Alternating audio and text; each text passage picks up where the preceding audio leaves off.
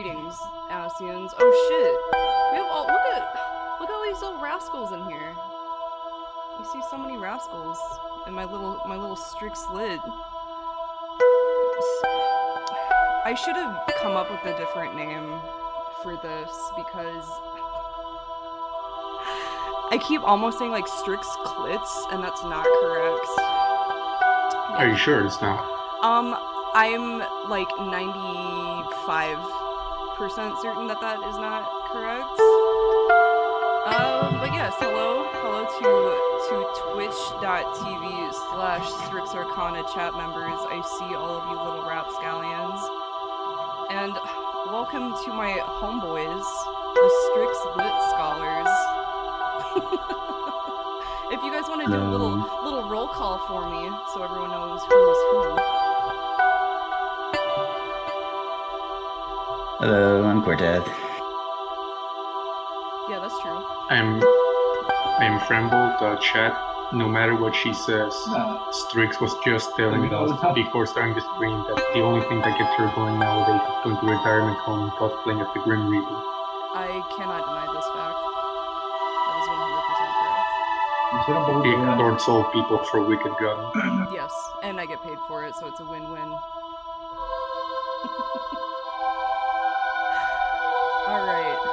And then it looks like we have the anti-Strix squad leader as well. I would expect nothing less from my homie Kula.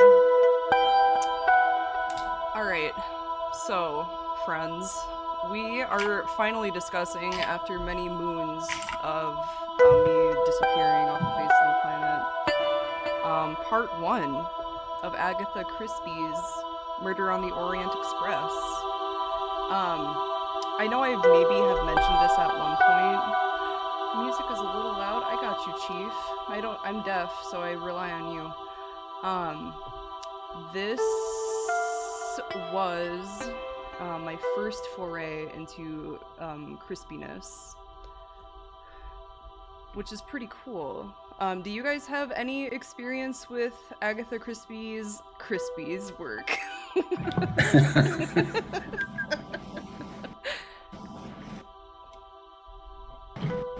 Yeah, a lot of it. Listen to like nearly all of the Hercule Poirot stuff and more. Okay. So Quartet is very, very seasoned. Frambolt, are you seasoned?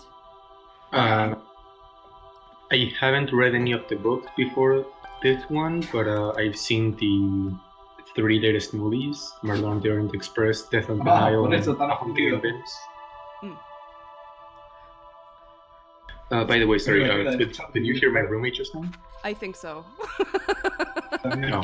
Shit.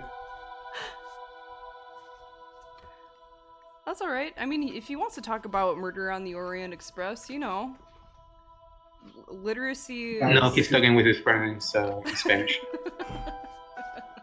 I don't know very much, but, you know, whatever. Well, I think both of you, even with that, still have more experience than I do. Yeah, this is my first Agatha Christie book. I know that there are a number of films based upon her literature, I think, right? Yeah. Yeah, but I haven't seen a single one, because I live under a rock. Literally, my only exposure to her is a cereal box that says Agatha Christie's in the Rob Zombie film House of a Thousand Corpses. So that's about it. I really enjoyed what I've read so far. I read through part 1, I think, as we all did, and I kind of went on a little beyond that, because I feel like it's really easy once you kind of have the momentum of like, oh, okay, all of this stuff is going on. I kind of want to keep unraveling the rug here, so to speak. I had to kind of stop myself and then go back and review. So I also mentioned this to Quartet as I was setting up. I wrote 18 pages of notes. Wow. In my defense, my paper is quite small, but it's 18 pages nonetheless. There's To be fair, there's like 20 characters or something. Yes, and yeah, there are lots of characters. There are lots of times to keep track of. Lots of like little things that I haven't quite decided are significant or not to the occurrences on the Orient Express, but if it piqued my interest, I wrote it down nonetheless. Oh, I was also going to mention, I don't know where I read this or where I attained this information, but Agatha Christie, like, Poirot is not the only detective that she has written about, right? Like, there are other Oh no. other guys, right? I think so. Because I feel like I read somewhere that at some point Ms. Christie began to detest Poirot just as a character. Like she ended up finding him completely insufferable, but she continued to write books with him in it just because the public really seemed to like him, which I found relatively interesting and maybe explains why some of the characters in this book have certain opinions about Poirot that they do. Maybe it's Ms. Christie kind of inserting her opinion a little bit. Yeah, I just googled it real quick. Yeah, there's several. Mm. Yeah, Hercule Poirot, Miss Marple, Tommy and Tuppence. Apparently the one named Harley Quinn. I don't know if that's where the name came from. Very nice. 10 out of 10. But yeah, several different, not like necessarily career detectives, but people who solve mysteries nonetheless. Okay. Shrimp roosting. Shrimp as. Alright. So I think I'm just gonna go through the events of the first part chronologically, just because that's what I have in front of me. We'll go from there. We're gonna keep it like nice and organic, nice and light. If you have any observations or opinions about things that are happening as I'm talking about them, just get in there. Just interrupt you. Yeah. We're used to it. Correct. Okay, so this book is divided into 3 parts, and like the natural way is oh shit, hold on, I have to waterboard myself because someone's being really naughty. Really? In the middle of the start? Mm-hmm. You did it. It's your fault. No. No. No, I didn't. I am doing it. I'm gonna throw up. Wait, 1, 2, 3, 4, 5, 6, 7, 12. 8. Oh no.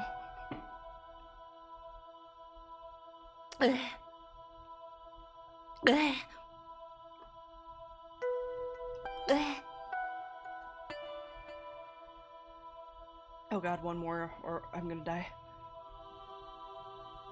Okay, anyway. Oh god. So the first part begins in Aleppo, which is in Syria, I believe, right? Yes. That would track the geography. Just gotta make sure me as a silly American has her shit correct. It's quite cold, from what I understand. Yes. Yes, very cold. Our friend, Mr. Hercule Poirot, is bundled completely and utterly, exposing only his pink nose and his curly mustache, which, as a Midwestern individual, I rather liked that imagery, because I feel like I see it all the time. There's a Lieutenant Dubosc who is escorting him to the Strix Express. Mr. Poirot is a Belgian private investigator. heading to Yeah. Constantinople. So yes, he's a private. Now, for our resident Crispy expert, it almost seemed like, well, I'm pretty sure it's like 100% certain, but prior to these events, Mr. Poirot must have been addressing another case somewhere. Yeah, he was being like seen off by someone from the police after he helped them with another case. Mm-hmm. Yeah, Mr. Lieutenant Dubosc. Yeah, Lieutenant.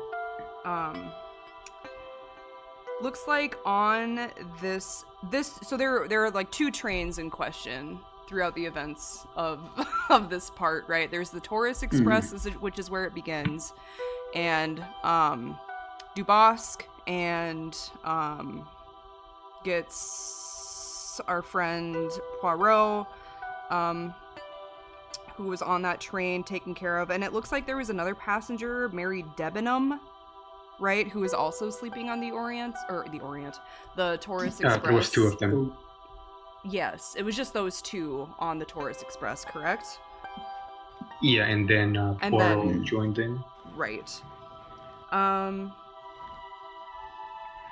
so after, well, hold on, I'm getting too far ahead of myself. So it seems like Debenham is sensitive to heat in some way, because in this particular part, in the first chapter of part 1, where they're talking about, you know, getting off the Taurus Express and then the transition between, you know, here and there, she was like holed up in her little sleeper compartment, and she says it's like hot and stuffy, and she tries to like open the window even further to let more of the cold air in.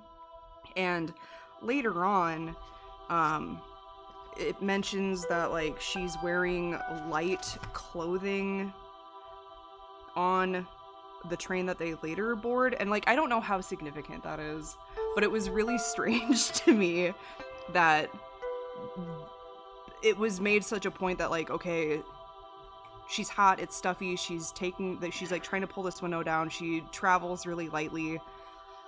Like, why? What's going on with her that makes her so sensitive?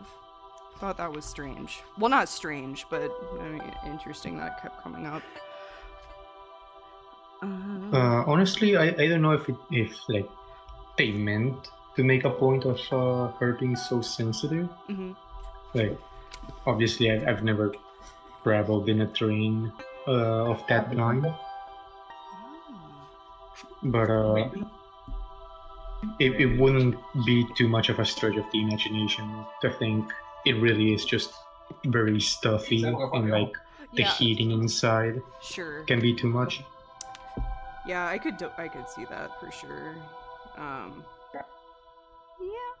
I also haven't ridden on a train, but if it's such close quarters, I guess we can definitely surmise that it probably gets pretty stuffy pretty easily, especially in the wintertime too. I would imagine they keep things really warm on the inside. Okay, and then chapter 2, Poirot boards the next train, and then that's where the conductor says that an Englishman from India is also on the train, correct? The colonel? The colonel the colonel had already been on the train with Mary. Yes. Like, it was just the two of them. Yes, okay. And then, then he also mentions the English lady from Baghdad, who is Debenham, who is much younger than the colonel, correct? Not that that's particularly important. Yeah, like the colonel is described as being in his 40s. Yeah, like 40s, 50s, right? And then she's like 28. He's British, but from India, and like distinguishably, or rather like visibly Indian, or half. Yeah, he seems quite swarthy. Because they just describe him as like having brown skin, right? Yeah. Yeah, Miss Debenham's in her like mid-20s. Yeah, and she's a governess, right? Mhm. Okay. Yes. Yes. So at 5, Which, yeah. for the people in chat who don't know, governess is basically a nanny, Yes, and but like Yeah. more involved. yeah, I think some of us in America think of governess as like a governmental position, but yeah, in this context, 100% a nanny. You're absolutely right. And this chapter begins on this train at like 5 a.m., which is quite early. Boards the train, they go to sleep. At like 9:15, Poirot wakes up for breakfast and sees that the colonel's name is Arbith. Is it Arbuthnot or Arbuthnot? I don't know. I Yeah. intended. Good question. Yeah, like I wasn't. I should have listened to an audiobook to see how it was pronounced. I'll be ignorant and just say Arbuthnot. Oh, hey, fun fact. Apparently, in the 1974 film, this colonel was played by Sean Connery. Ooh, that's very exciting. That's a fun fact. Let's see. So Arbuthnot and Debenham are talking over breakfast. But it seems pretty curt. Not curt, but not too chatty. And then they're later seen talking during lunch, and that conversation is much more animated. Yeah, Arbuthnot. Yeah, is it Arbuthnot? Yeah. Hell yeah. It's the best I can find. I'll take it.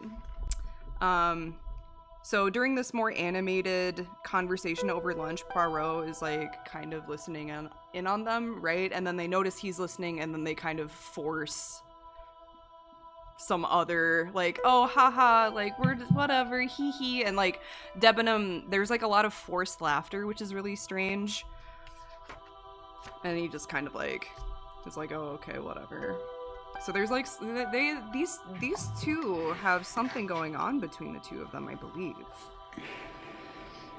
At least at this point. At 11:30 p.m., they arrive in Konya, and then Debenham and Arbuthnot get off to stretch their legs. It's still pretty chilly outside. Poirot is bundled and sees them having another tense conversation. I don't know if I haven't decided yet, and maybe it's completely ambiguous. I'm not sure, but like, is he so bundled that they don't recognize that he's like right there as they're having this tense conversation, or did they like try to get off to have a conversation elsewhere? Like, I think it's implied that they got off and tried to find like a secluded spot, but Poirot, like, just, you know, after he decided to go on a walk as well, ended up coincidentally walking nearby and overhearing that. Sure.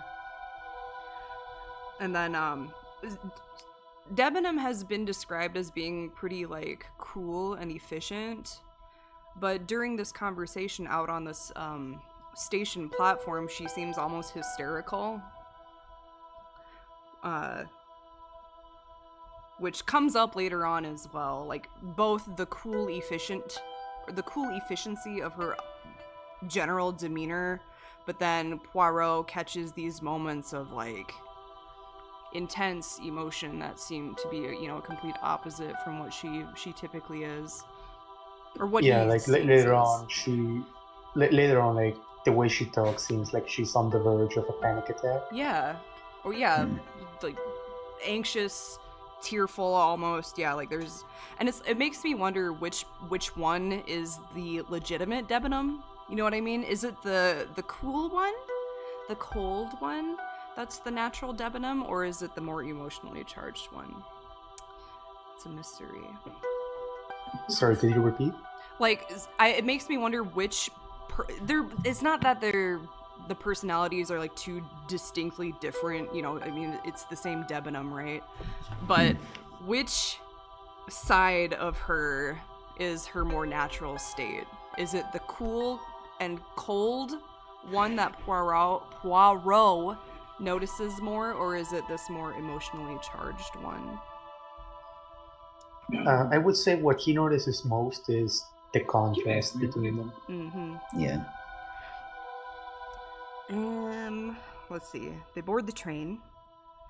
They go to sleep, and then Poirot notices that she has pretty dark circles under her eyes the next morning, and he kind of thinks that maybe she and Arbuthnot had some kind of argument.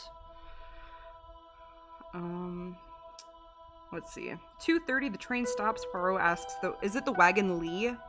It's written Wagon Lit in the book, but is it pronounced Wagon Lee? I have no idea. This would be another instance where it would be really important. No, I think it's just wagon lit. It's just Wagon Lit? Okay. Yeah. A sleeping car, Yes. often used in international trains. Yeah. Okay, that makes sense. That makes a lot of sense, actually. I'm gonna make note of that. The train is stopped at this point in the afternoon, and the conductor says that something caught fire underneath a dining car. And then this is when Yeah, go ahead. I know, just want to point out, like, the first time she's, like, Marisa heard being, like, you know, more agitated Mm-hmm. is when she's discussing, like, they have something that they want to do, Yes. but need to wait Mm-hmm. for something else to be done first. Correct. And then this moment where the train is stopped again because of the dining car fire is when we see again that elevated state from Debenham where she's like, well, how much are we going to be delayed? Or how long are we going to be delayed? And then, you know, when asked, like, well, why do you care so much? She's like, well, I have to get on that train. Yeah. Yeah, so it's, like, pretty easy to surmise whatever it is that she wanted to put behind her Mm-hmm. is related to the trip. Mm-hmm. Agree. Turns out that the delay was like only 10 minutes. And then they reach their destination and then they part ways and then Poirot goes to the Tocatlian Hotel. I don't know if I'm reading too far into this as well, but Poirot takes a boat after the train stops to get to the car that he takes to get to the Tocatlian, right? So it's like, first, I get off the train. Second, he takes a boat. Third, he takes a car to the Tocatlian. It almost seemed like he was getting seasick on the boat. I know it said that it was an unpleasant ride. So I wonder if do we know if he has like motion sickness or seasickness at all?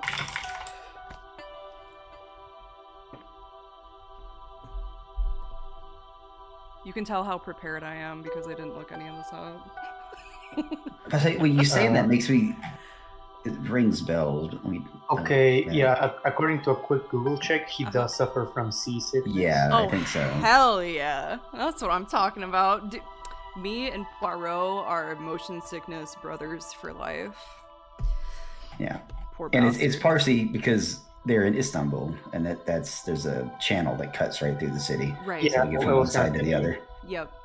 Like the whole thing about changing vehicles different times, I imagine has to do also with the geography of the city. Mm-hmm. Yeah, that definitely makes sense. Alright. So then this is where chapter 2 begins of part 1. Poirot reaches the Tocatlian, which is a very famous hotel, by the way. I'm sure if you Googled photographs of it, you would maybe recognize it. Oh yeah, I mean, like the Orient Express itself is also tremendously famous. Yes, Oh, for yeah. sure. It functioned for like 126 years. That's forever. It was 126. decommissioned. Okay. Yeah, it was decommissioned in 2009, and Wow. it started out in the 1800s. That's crazy. For it to be decommissioned so recently, like, what a testament to its legacy, you know? Let's see. Poirot gets to the Tocatlian. He has 3 letters and a telegram waiting for him when he arrives. Yeah, the letters are never mentioned. Right. There's... Again, Mhm. it's just a telegram that's like brought attention to, and like the one that motivates him for the rest of the movie, for the rest of the book. Well, both the movie and the book, I would imagine. Not really. I don't remember it actually coming up in the movie, at least. Oh, that's interesting. And this telegram is urging him to go back to England, correct? Yeah. Okay. Yeah, because like an old a case he had worked on before had a new development, which apparently he had predicted. Mm-hmm. And so the local police are now calling for him to go back. Right. So yeah, his plan gets derailed. Mm-hmm. He Yes. gets derailed. Yeah, and I had to look up a lot of French because he tends to talk to himself in French quite a bit, and I think he there's a phrase that he says when he reads this, and it's basically like, oh my gosh, like this is such a pain. So he's definitely not too thrilled necessarily, but he'll do what he needs to do. The American mind struggles with multilingualism. Yes, well, at least French.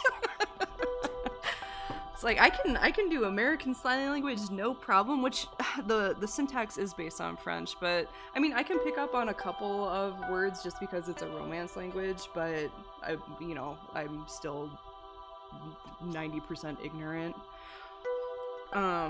Let's see. It is here at the Tocatlian that our friend Poirot meets up with a fellow Belgian, Monsieur Bouc, correct? Yep, that's right. Okay.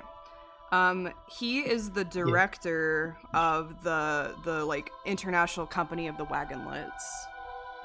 Yeah, like when he was described for the first time in the book, I actually had like a big whiplash because I was used to his portrayal in the latest movies. Oh. And like you see how Book is described as like an old gentleman. Mm-hmm. Look up Tom Bateman. He's the actor who played Book in the movies. Okay. Yeah. And like just look at what he looks like. It's completely different than what he's painted to be in the book. Yeah, it's very strange. I could see where. Yeah, he's like halfway to a British. Shit, I forget the name. The actor who played Superman. Oh God, yeah, yes. Agree. I don't remember his name, but I know who you're talking about. I can envision his face in my mind's eye. Henry Cavill. Yes, Cavill. Yes. Yeah, he played John Witcher in the Witcher show. Yeah. Let's see. So Mr. Bouc and Poirot kind of go way back, and then they both determine that they're taking. Mm-hmm. Yeah, they're all homies, all buddies, and they're both gonna take the Orient Express. Yeah, and like they do make a point of like how difficult it was to actually get a cabin in the Orient Express for that trip. Mm-hmm. Like it was expected that Poirot wouldn't have any trouble since in that time of year and at that hour of the night, very few people were taking it. Yes. But it just so happened to be completely full. Yes, and also worth noting, as Mr. Bouc and Poirot are like having dinner and like talking with each other, Bouc leaves, right? And then Poirot is just kind of people watching as he's eating his dinner, and that's where he first sees Ratchet. Cassetti. Yes, Ratchet / Cassetti, and then McQueen, right? His secretary. Mm-hmm. Yeah. And like at that moment when Ratchet and Poirot meet eyes, like Poirot is instantly like, okay, this guy is a caged animal. There's some savagery in there that kind of goes against his otherwise like gentlemanly appearance. Because like everything else about Ratchet just seemed like he was. I think he's this like Poirot's thoughts drove him to like an old philanthropist. Yes. Yeah, he has like fake teeth and has, like seems otherwise pleasant, but his eyes are old man. Yeah, but that his eyes are like spooky and crafty. Yeah. He's like, yeah, I ain't about that. He doesn't like that. Like it was like a gut reaction. Yes, like he was instantly Yeah. like, okay, I see you, bitch. And then after that is when they have the discussion about the train and the openings that are on the train. Like you said, you know, this time of year should be completely easy. Don't even worry about it. But then upon getting to the actual train itself, it is the complete opposite. It's unseasonably booked, completely full. Well, the first class Yes. car, anyway. Right. And then No, even like second. No, yeah, class. you're right. It is. Yeah, because yeah, because the Yeah. German lady's maid has one of the second class Yeah. berths, and then the other second class one is taken by, it's like under the name Monsieur Harris, because they make like there's like a little dig to it's a another reference. Yeah. Yep. And then, But yeah, no, like they really like make a point of showing that the only reason Poirot managed to get on the train was because of Boo pulling yes. so many Yes. strings, and like Mhm. even straight up saying, "We have like 5 minutes left, and this guy hasn't shown up. Okay, Mhm. fuck him. Mhm. My buddy's getting on." Yeah, and I have to say that I was really into Mr. Book at this point, because it was like, all right, I see you. Yeah, Monsieur Book is pretty nice, Yeah. and in the movie he's amazing. Oh my god, I just wanted to put him in my little pocket, just for him to be like, yes, get my friend a place, make it happen. And then they're like, yes, sir, Mr. Book. Really enjoyed that. And then the cabin that Poirot initially shares is with McQueen, right? Yes. And McQueen Mhm, is yep. initially like pissed. He's like, "What? I promised a fine tip if this could be left open for me, and that's not being honored." Like he was pretty pissed, but then he gets over it. I mean, it's like it's implied, like based on Poirot's assumption, yeah. Mhm. Yeah, there was But like yeah, like it does mention that, like, yeah, sure, you may want to bribe yes, yeah, it a was train definitely employee all right. you want, but when the fucking director of the line shows up, Yes. Yeah. They're like, all right, like whatever. And so, and then McQueen is like, fine. He doesn't hold any animosity towards Poirot. He's just like, you know, that's one of those things that you do. And then they deal with it for the night. Let's see. And then that's about the end of chapter 2, and then chapter 3 begins the next day, right? Sorry, it was also mentioned, like, Mm-hmm. McQueen was, like, aside from that initial annoyance, Mm-hmm. actually turned out to be, like, pretty chill with Poirot, Mm-hmm. Yes. and they seem to be on relatively friendly terms. Mm-hmm. You know, for strangers.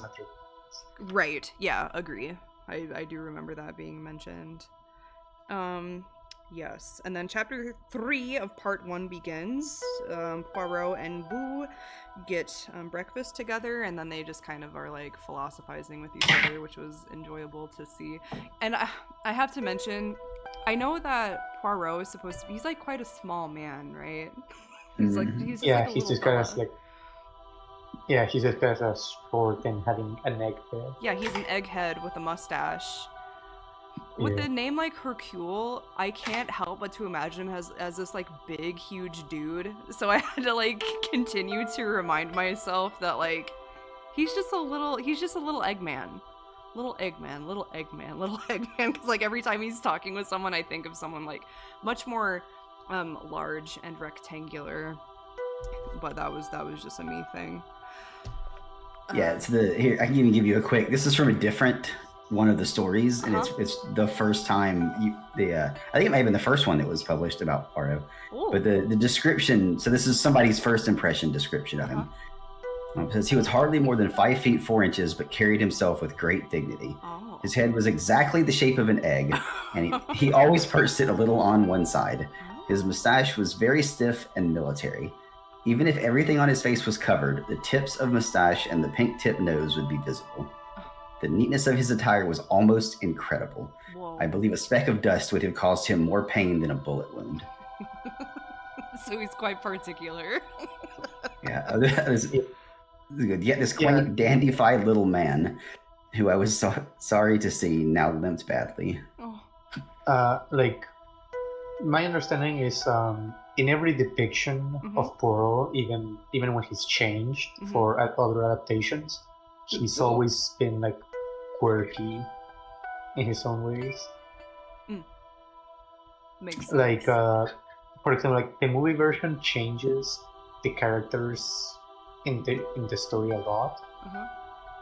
But like, for example, what they make Poirot, they make him tremendously OCD. Okay, well, yeah, okay. Like the start of the movie is him sending 2 eggs that he ordered for breakfast back multiple times because they did not measure up well to each other. And like just walking down the street, he accidentally steps on shit. Oh.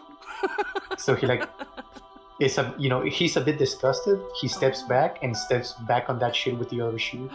Oh my gosh! Like he needs them to be the same. Yeah, he needs balance. He wants order and balance. Oh my goodness! God bless him. And also, the mustache is epic. Just the vision, like I said earlier, of him being so bundled, and then only his pink nose and his fine mustache being the 2 things that are visible. I like. Yeah, no. In the movie, the mustache is girthy. Oh, thick. It connects to his cheeks. Oh, that's a very powerful mustache. And he's also got hair in his head. He's not bald.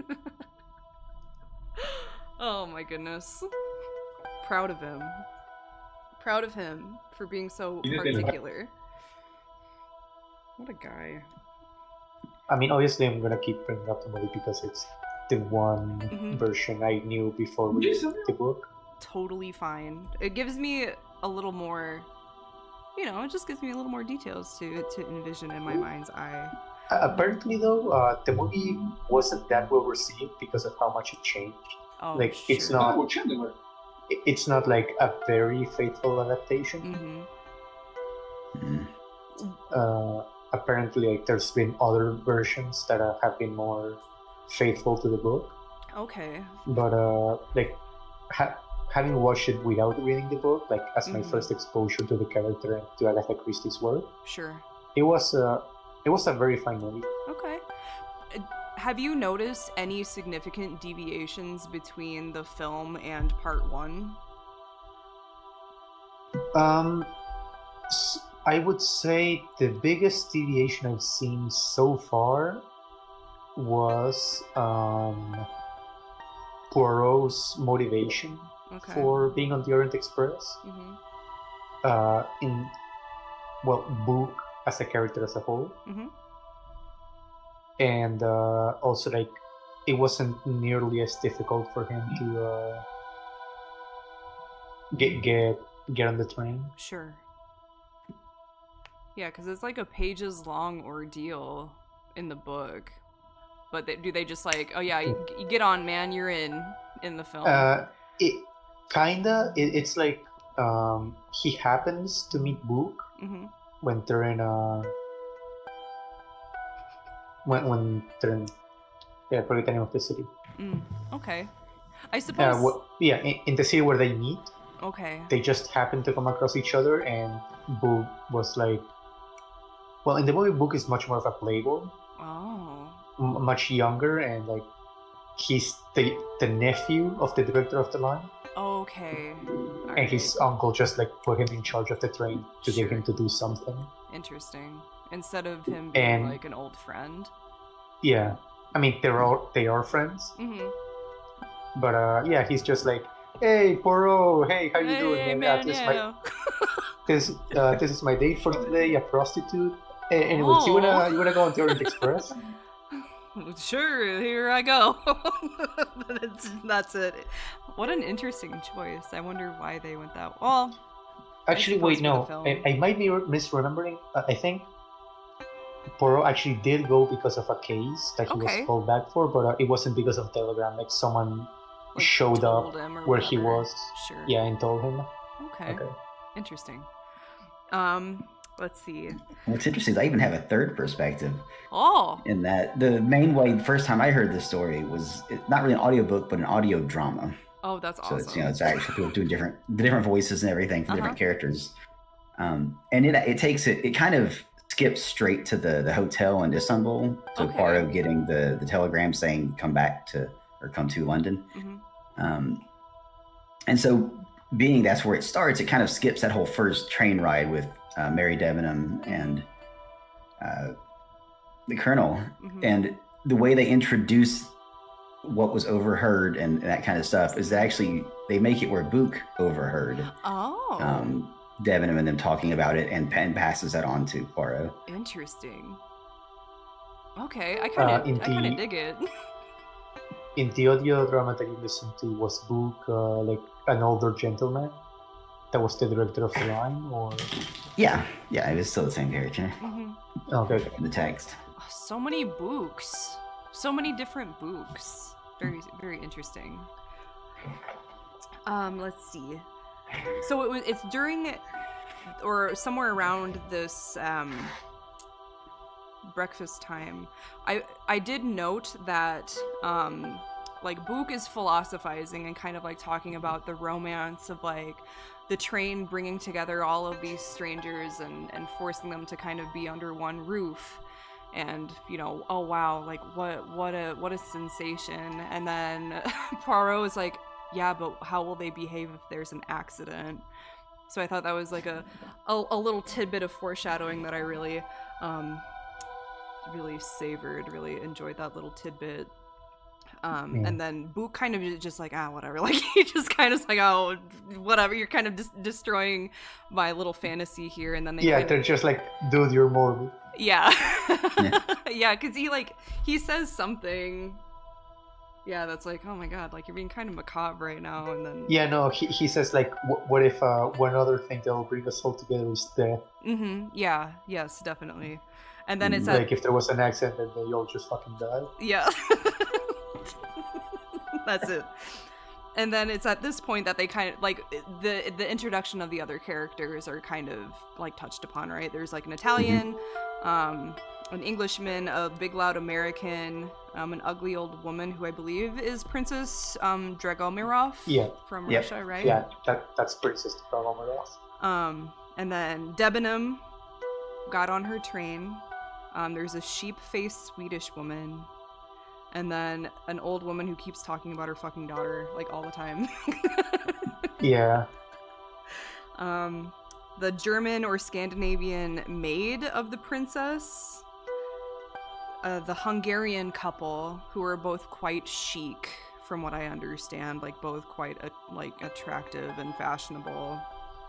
And to describe as that one. And then the Colonel has returned, and then McQueen and Ratchet are both there as well. So everyone has converged in the dining car, in the restaurant car. Let's see. Poirot is looking at Ratchet, and Book notices this, and then everyone kind of like retires to their respective cabins, right? Leaving behind... I don't know if it'll be brought up later, but they also do mention how they do currency exchanges. Yes, there was because like the woman Hubbard, right? The old woman who talks about her daughter is Hubbard, and she's like bitching about having to exchange for dinars. Yes, because dinars. they're in Yugoslavia. Correct. And it's like, I have to keep catching myself because I feel like everyone at some point in time has met a Mrs. Hubbard, and it's really easy to remember just like how exhausting it is to listen to someone like that. And I feel like, at least for me, I naturally just like dismiss her because I don't want to deal with how obnoxious she is as a character, and I'm sure that was done completely intentionally. I mean, yeah, of course it was on purpose. It's just like, I have to really be like, but yeah, you need to focus on her. Like, you need to make sure you're listening to what she has to say, because all of the important bits are going to be hidden in this insufferable piece of shit. But yeah, like people like that really help you learn the art of dissociating. Yes, what, like, you become a master quite quickly. Okay, so they leave, and then eventually Poirot and Ratchet are the only two left on this car. And that's when Ratchet Yeah, makes like- his move, right? No, it was that Book wanted Poirot to join him so they could keep talking, Yes. but he left first because Mhm. he had started having his breakfast earlier, Yeah. so he was done before Poirot was. Mm-hmm. So he was like, okay, yeah, I'm just gonna go back to my car. Come find me once you're done Right. eating. And McQueen was still with Ratchet, but Ratchet just Ratchet told him, hey, dismisses him, right? yeah, like he just sends him on his way and then approaches Poirot. Yes. And with his proposition. He says, hey, Yeah. Poirot, I know that you're a bang up PI. I'm a very rich man. I've been having threats on my life. Would you mind, protecting me from these ne'er-do-wells? And it's that before he even makes this proposition, right? He asks Poirot for a light. And Poirot obliges, right? And gives him a matchbox. But No, Está buena esa. he gives him a match. just a simple Yeah, match. But Ratchet doesn't light up. Right, he just like holds onto it. Yes. Yeah. Pockets it, doesn't use it. And then that's when he makes his proposition, says that I've had threats on my life, and Poirot's like, I have very specific clients. Well, no, more than threats on his life, he's concerned because he believes he has an enemy. Yes. And Poirot like presses him on one enemy. Yeah, like enemies or enemy. Yeah, Yeah. because like I think he says that when a man's in a position in his life to have an enemy of that sort, Hmm. it's usually more than one. Right. And ultimately, despite the promise of exorbitant amounts of money, Poirot Yeah, like I think declines. he offers like $20,000. Yes, and I would love to know what that is in modern currency. Yeah, I was I'm saying, no, sure- this is in the 30s. Yes. Yeah. I mean, even then, I wouldn't say no to 20K. But yeah, it's probably a good amount of money. And Do roughly times 2,000. oh boy, It's $100 in 1930 is about 1,800 in today's money. So oh, that's a pretty. Wait, according not to sorry, at least 200, not 2,000. Oh, that's still a good amount of money. Yeah. yeah, like, but according to a quick Google search I just did, Mhm. $20,000 in 1930 Mhm. would be about equal to 369,000 today. Poirot, my boy, you were So a man over stronger than I. $250,000. So much money. Ooh. Oh, but Interestingly, in the audio drama, Ratchet offers Poirot a blank check, says he can write his amount. that's Oh no! Like in the book, he's like, before even hearing a number, Poirot just says, "Yeah, I can't work for you. Yeah. Okay, name your Yeah. price." yeah. And And then Poirot's Poirot like, just explain, yeah. "Yeah, no, I've already made enough money to Mhm. live comfortably. I don't like your face." Yes, that's my favorite part. Like, oh, Yeah. Poirot, my little egg boy, you are so sassy. And he leaves it at that. Yeah, he's also pretty sassy in the movie that Yeah. I watched. Oh, I'm glad they retained. Is he also equally sassy in the audio drama? Like Oh, yeah. Oh, hell yeah. in the movie, they just kept the exact quote, "I don't like your face." Oh, good. And same thing in the audio drama. It's That's perfect. Oh exact. yeah, and I forgot to mention in the Mhm. movie, Ratchet is played by Johnny Depp. Mm. Are you fucking serious? Yeah, he just says, "I don't like your face" to Johnny Depp. Oh no. Do they make Mr. Johnny Depp do they make him up like an old man, or do they make him a little No, bit younger? no. They make him be Johnny Depp's age at that time. I wish they would have aged him. That would have been funny to me. But I imagine. mean, I think it kind of works because they moved away from the like seems like a philanthropist. True, and made him more of a traditional. Like they kept him like I don't know. I think the aesthetic I would describe him as is like rough guy turning legit. Oh, yes, Like- he's turning over a like, new leaf. No, not turning over a new leaf, just turning to legitimate business Oh. that won't get him thrown in jail. Like he seems rough and like the rough type Mm-hmm. that would have been involved in criminal activities, but like kind of like he took the money Uh-huh. and then used it to start off something that won't get him in trouble with the law. Right. Mm. Okay, that makes sense for sure. And then at Nice. that point, it's like chapter 4, right? Yeah. Yeah. Real quick, I really like the line. It's in both the text, and I'm glad they quoted it exactly in the audio drama too. Mm-hmm. It's when Poirot's I don't talking like to your Ratchet. face, but you- Well, that one, but also one slightly before that. It's when Poirot's talking. He says, "I have made enough money to satisfy both my needs and my caprices." Yes. Like, that's such a good word. I know, I really liked Yeah. that too, because it makes me wonder, like, well, how capricious is Mr. Poirot? What are you Right. What are your poisons, my boy? What naughty indulgences do you get up to, egg boy? Yeah, like to be fair, like when discussing in the hotel, Mhm. when he asked, the concierge to Mhm. reserve him a spot at the Orient Express, Mhm. like his first instinct was to just get a first class cabin. Yes. Mm-hmm. Well, and then additionally, when he went to the hotel, he specifically asked for a room with a bath as well. Mm-hmm. And I Yeah, don't like, know we- how we can common that assume- is. Yeah, like we can assume that he's used to living Mhm. pretty comfortably. Yes, he's a man who enjoys luxury. I can't blame him. Like, yeah, I don't know if like how lavish he likes to live, but he doesn't spare expense on comforts. No. And I mean, even as they're eating too, there is an instance where he like, he eats his meal and then he orders like a liqueur right after that. Like, Yeah. I wouldn't even want to spend money on just like a drink, especially on a train. I'm sure it's terribly expensive. But he's just like, it's a whim. I have the ability to do it, so I'm gonna do it. Yeah. Are you guys chill with going over an hour, because we're like really getting into the bits?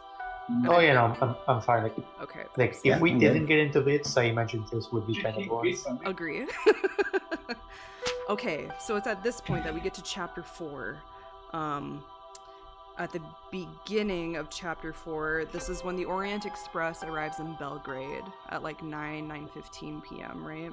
Which is Serbia, Wait. right? At the time, Yugoslavia. Yes. Okay. Currently, actually, do you pronounce? I don't know how you Americans pronounce it. Like, do you say Belgrade?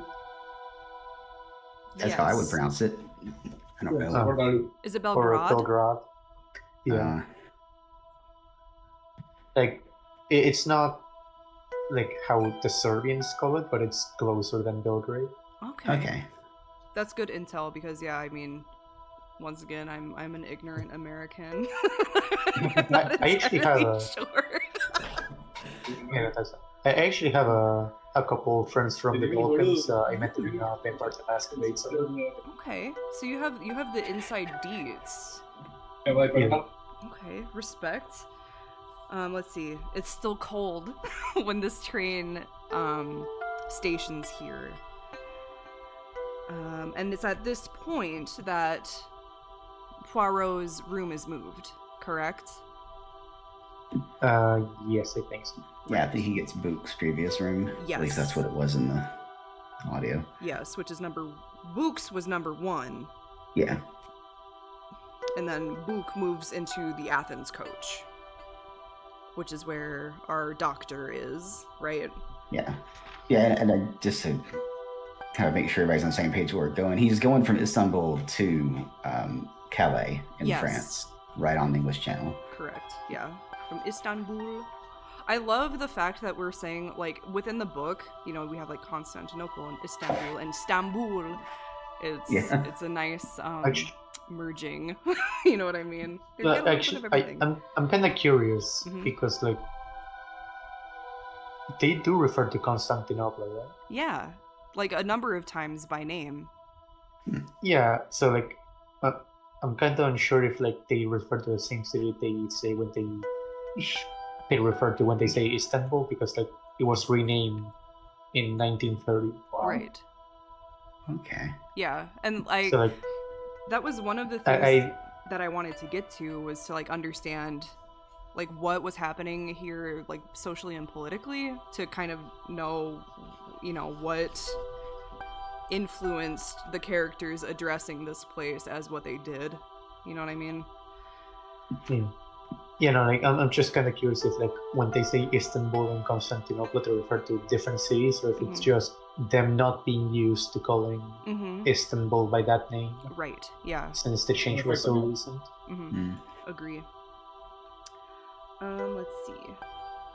The train leaves at 9:15, and then it's after the train leaves that Poirot sees Arbuthnot, the colonel, and McQueen talking with each other in front of their cabin. Is it their cabin or his cabin? I wasn't quite sure where they were speaking specifically, because there are lots of hises and hims because all of these characters are like men. So he and him and his are all together, and so sometimes I wonder. But it seemed almost like, yeah. And I think there's like a little graph of the cars that I should maybe reference if I want to not be stupid. That's at the very start of chapter 2. Yes. Or part 2, I mean. Regardless, they had McQueen and Arbuthnot are kind of talking to each other, and what were they talking about? Oh, McQueen, they're not or he's not. Bleh. Poirot is not sure what precisely they're talking about, and then McQueen sees Poirot and is kind of startled and is like, "Oh my gosh, I thought you got off in Belgrade/Belgrade." And that's when he's like, "Oh, you know, I've just been moved to a different cabin." Oh yeah, because like when Poirot was about to explain, the train set off, so the discussion was interrupted. Yes.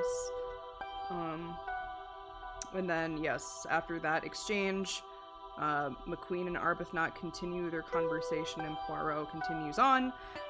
We hear Hubbard talking to the Swedish lady. She's like trying to give a magazine to the Swedish woman who doesn't seem to have like a super fine grasp on English. God bless her soul. I think she's really precious. I really like the Swedish woman. And it seems like the Swedish lady has a cold. I don't know how significant. Well, there's mention of like handkerchiefs later on. You know, if you have a cold, you're probably using a handkerchief quite often. So I made note of the cold. Let's see. Poirot and Hubbard have a brief exchange. Poirot, to his chagrin, kind of learns Hubbard's whole life story. And I mean, it's mentioned that everyone on the train learned Mrs. Hubbard's whole life story. Yes, about her daughter and her late husband, who she used to knit socks for, and all of this other garbage. And then it's while they're having this discussion that Poirot meets eyes with Ratchet, who's in his cabin. And Ratchet is upset. Yes, like Ratchet is pissed. And then he kind of like slams his door shut after he makes eye contact with Poirot. Yeah, more like a city is upset. Yeah, he's having a little temper tantrum by himself in his little car. And then Hubbard I'm sure she's like not very subtle about this at all. Like she pulls Poirot aside a little bit, but she's like, I'm fucking scared of that guy. And when I have a bad feeling about someone, my daughter says I'm always right. Mm-hmm. He's like, oh, okay, like, all right, woman, whatever you say. And then they end up going to sleep. So for the 3 cars that like are brought into question from this point like forward, it's Hercule Poirot's, right? And then on the other side of his is Ratchet's. And then on the far other side of Ratchet is where Hubbard is, right? So, Yes. what's his fuck? Ratchet is sandwiched between Poirot and Hubbard. They go to sleep, and then Poirot wakes up at the sound of a groan, of a cry in the night. And he also notices that the train has stopped again. Let's see, he switches on lights. He assumes they're at the station. Yes. And then as he's kind of like gathering his wits after he was jarred out of sleep, he remembers that Ratchet is the person next to him. So he like kind of cracks open the door to see kind of what's going on, and he sees the dragonlit conductor hustling down to like Ratchet's, right? And then at that moment, the conductor, right, hears French from inside Ratchet's room that basically says, "Oh, that was my bad. Like I didn't mean to ring the bell. I'm sorry, it was a mistake." And then the dragon lit, the wagon lit conductor is like, "All right, cool," and then moves off to the next thing, right? So he heard French from within Ratchet's room, correct? Mm-hmm. Yeah. And Okay. at that point, didn't he also see the scarlet kimono? Later, he'll wake back up again. Just barely later. Like he goes back to sleep after like everything is like all is well, and then when shit really starts to go down, that's when he sees the kimono. But I do want to mention, and I know I'm getting a little bit ahead of myself, but I made this realization like just before the stream because I'm an idiot. McQueen is Ratchet's secretary. Ratchet and he, yes, they're they're together or whatever. Not like, you know what I mean. Yeah. McQueen is under Ratchet's employee. McQueen says that Ratchet finds McQueen's bilingual nature important because Ratchet doesn't know any other language beyond English. Mm-hmm. So who the fuck? I implore you, who was speaking French? Who was speaking French inside of Ratchet's compartment? Who was doing it? Yeah, That's a good question. Who's that? good question. Who is that? But anyway, before we get too excited, Poirot goes back to sleep after he hears this French phrase, right? And then chapter 5 begins. Poirot is having a difficult time going back to sleep, because he's used to the lull of the train's movement and kind of like the white noise of the sound of the train on the tracks, right? But because it's completely still, it's like the quiet is almost like too loud for him. Isn't it at that point that someone keeps just ringing the bell to go for He hears Ratchet moving around in the neighboring cab, and then he hears in Ratchet's cab like the sound of like a wash basin being turned on. So he hears like the click of the wash basin, water running, and then the click of it turning off. And then it's after that he hears like the shuffling of slippers outside, and then someone starts like ringing their call light, their call bell. Yeah, I think it was Princess Dragominov. Was it, or was it Hubbard? It was one of the old ladies because she wanted mineral water or something like that. Because I thought it was, because, like, Poirot is thirsty. And then he thinks about hitting his call light, but then he's like, oh, well, this poor bastard can't answer all of them at once. And then, Yeah. At one point, whoever is ringing that bell, like, just, like, keeps their finger pressed on the button. I've had to answer to call lights before, so this was particularly triggering for me, because it's really annoying. Yeah. Because, Yeah. you know, people And, like, forget. Yeah. Sucks. And like when the attendant finally comes in and like resolves that, then Poirot rings his own bell Yes. to ask for some water.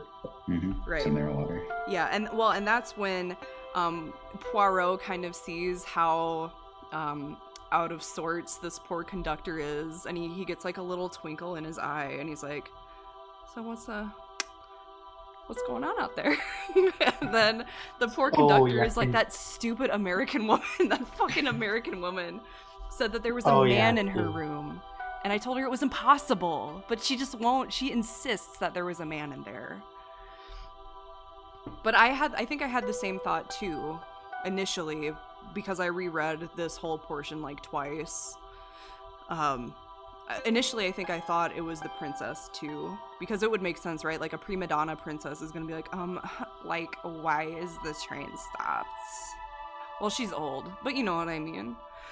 But yes. Oh man, that actually kind of reminds me, like, in the movie when the train is stopped, one like the old lady character, I don't remember her name. The Hubbard, the American It's like, one? I don't remember her name because like they changed some of the characters around the train. Sure. She's like complaining about it, and Boo is like, well, lady, you can hardly blame me for the weather. Yes, you can. You're the one who's here. Got him. Oh boy. Yes, and then that's when the conductor also tells Poirot that the train is stopped because of snow, right? So this is a recurring issue. It's snowy. We're having some issues. Yeah, and the conductor does mention that they could be stuck for a few days. Yes. He'd even been snowed in for like a week in the past. Yes. And then the conductor gives Poirot his water and then scurries off to do the next thing. And so, you know, Poirot, his whistle wet, you know, he's starting to try to calm back down and go to sleep, but like just as he's nodding off, he hears the thud of something hitting a door, right? Oh, yeah. Yeah, he does. And then that's when he looks out of his cab and sees the kimono walking away from him. Yeah. And then on the and then on the opposite end, he sees the conductor who's like engrossed in like writing figures down on like a large piece of paper. Yeah. Yeah, and here's just again another fun fact. In a different one of the Poirot stories, I think it's Peril at End House. He's looking through another like set of clothes, and he finds a scarlet kimono, which I'm pretty sure is a reference to this one. Oh shit! Oh shit! It on the back of my book that I don't think they're related. I think it's just a fun reference. Yeah, it's just like a little nod to his prior adventures, and it looks like he has quite a few. On the back of my book, there's like a whole list of all of the Hercule Poirot mysteries, and the I didn't know that there was one titled "The Labors of Hercules" that has really piqued my interest, so I will have to check that one out. Let's see. So after this, he sees the kimonoed woman, or assumed kimonoed woman. We don't know. I don't know. He's like, you know, I'm letting the nerves get the best of me, and then he goes back to sleep. He awakes. The train is still stopped. It is still cold and snowy outside. So he wakes up like a little bit past 9 o'clock, right? And then he exits his cab at 9:45. So he, kind of like we were discussing earlier, he takes great pains to ensure that he's looking nice and polished before he goes out to interact with the world. I mean, in comparison to like a lady who usually takes, you know, a lot longer, and a man who typically takes a lot shorter, he takes his time to get ready and make himself look nice, and then he goes off to breakfast. And then everyone is complaining, right? Would you say that you usually take a lady's time to get ready in the morning? Yes, but it's not necessarily because I'm a lady, it's more because I'm not a morning person, and it takes me a lot of convincing myself to go from one task to the next. I think, like, fair enough, but I feel that. You know, total, it maybe takes me like, I don't know, like 10 minutes to like put my hair up and put my makeup on and get dressed, but I give myself like an hour and a half to get up. The great equalizer of the genders. Yes. Being a lazy bitch. Because like I have like a million alarms set in the morning, right? So I can, you know, slowly deal with the trauma of being awake. And then like the 5th alarm is kind of my like end all be all alarm, where it's like, okay, bitch, you need to get up. And then I have another alarm set for the same reason that tells me to get out of the shower. And I have another alarm set that tells me that I have 10 minutes to get out the door. So Incredible. It's worse in the winter because I just like, well, because, you know, in the Midwestern United States, you get cozy. Well, that, and I have to make sure that I have to warm up my car and, you know, start it, and it sucks, and I don't like it. I'm lucky enough that it has not snowed in my city ever since I was born. Don't you ever say that to me ever again. It snowed on Wednesday. No, Tuesday. I'm sorry. It snowed on Tuesday to the point that I almost couldn't make it home from work. I was in New Mexico for December 2022.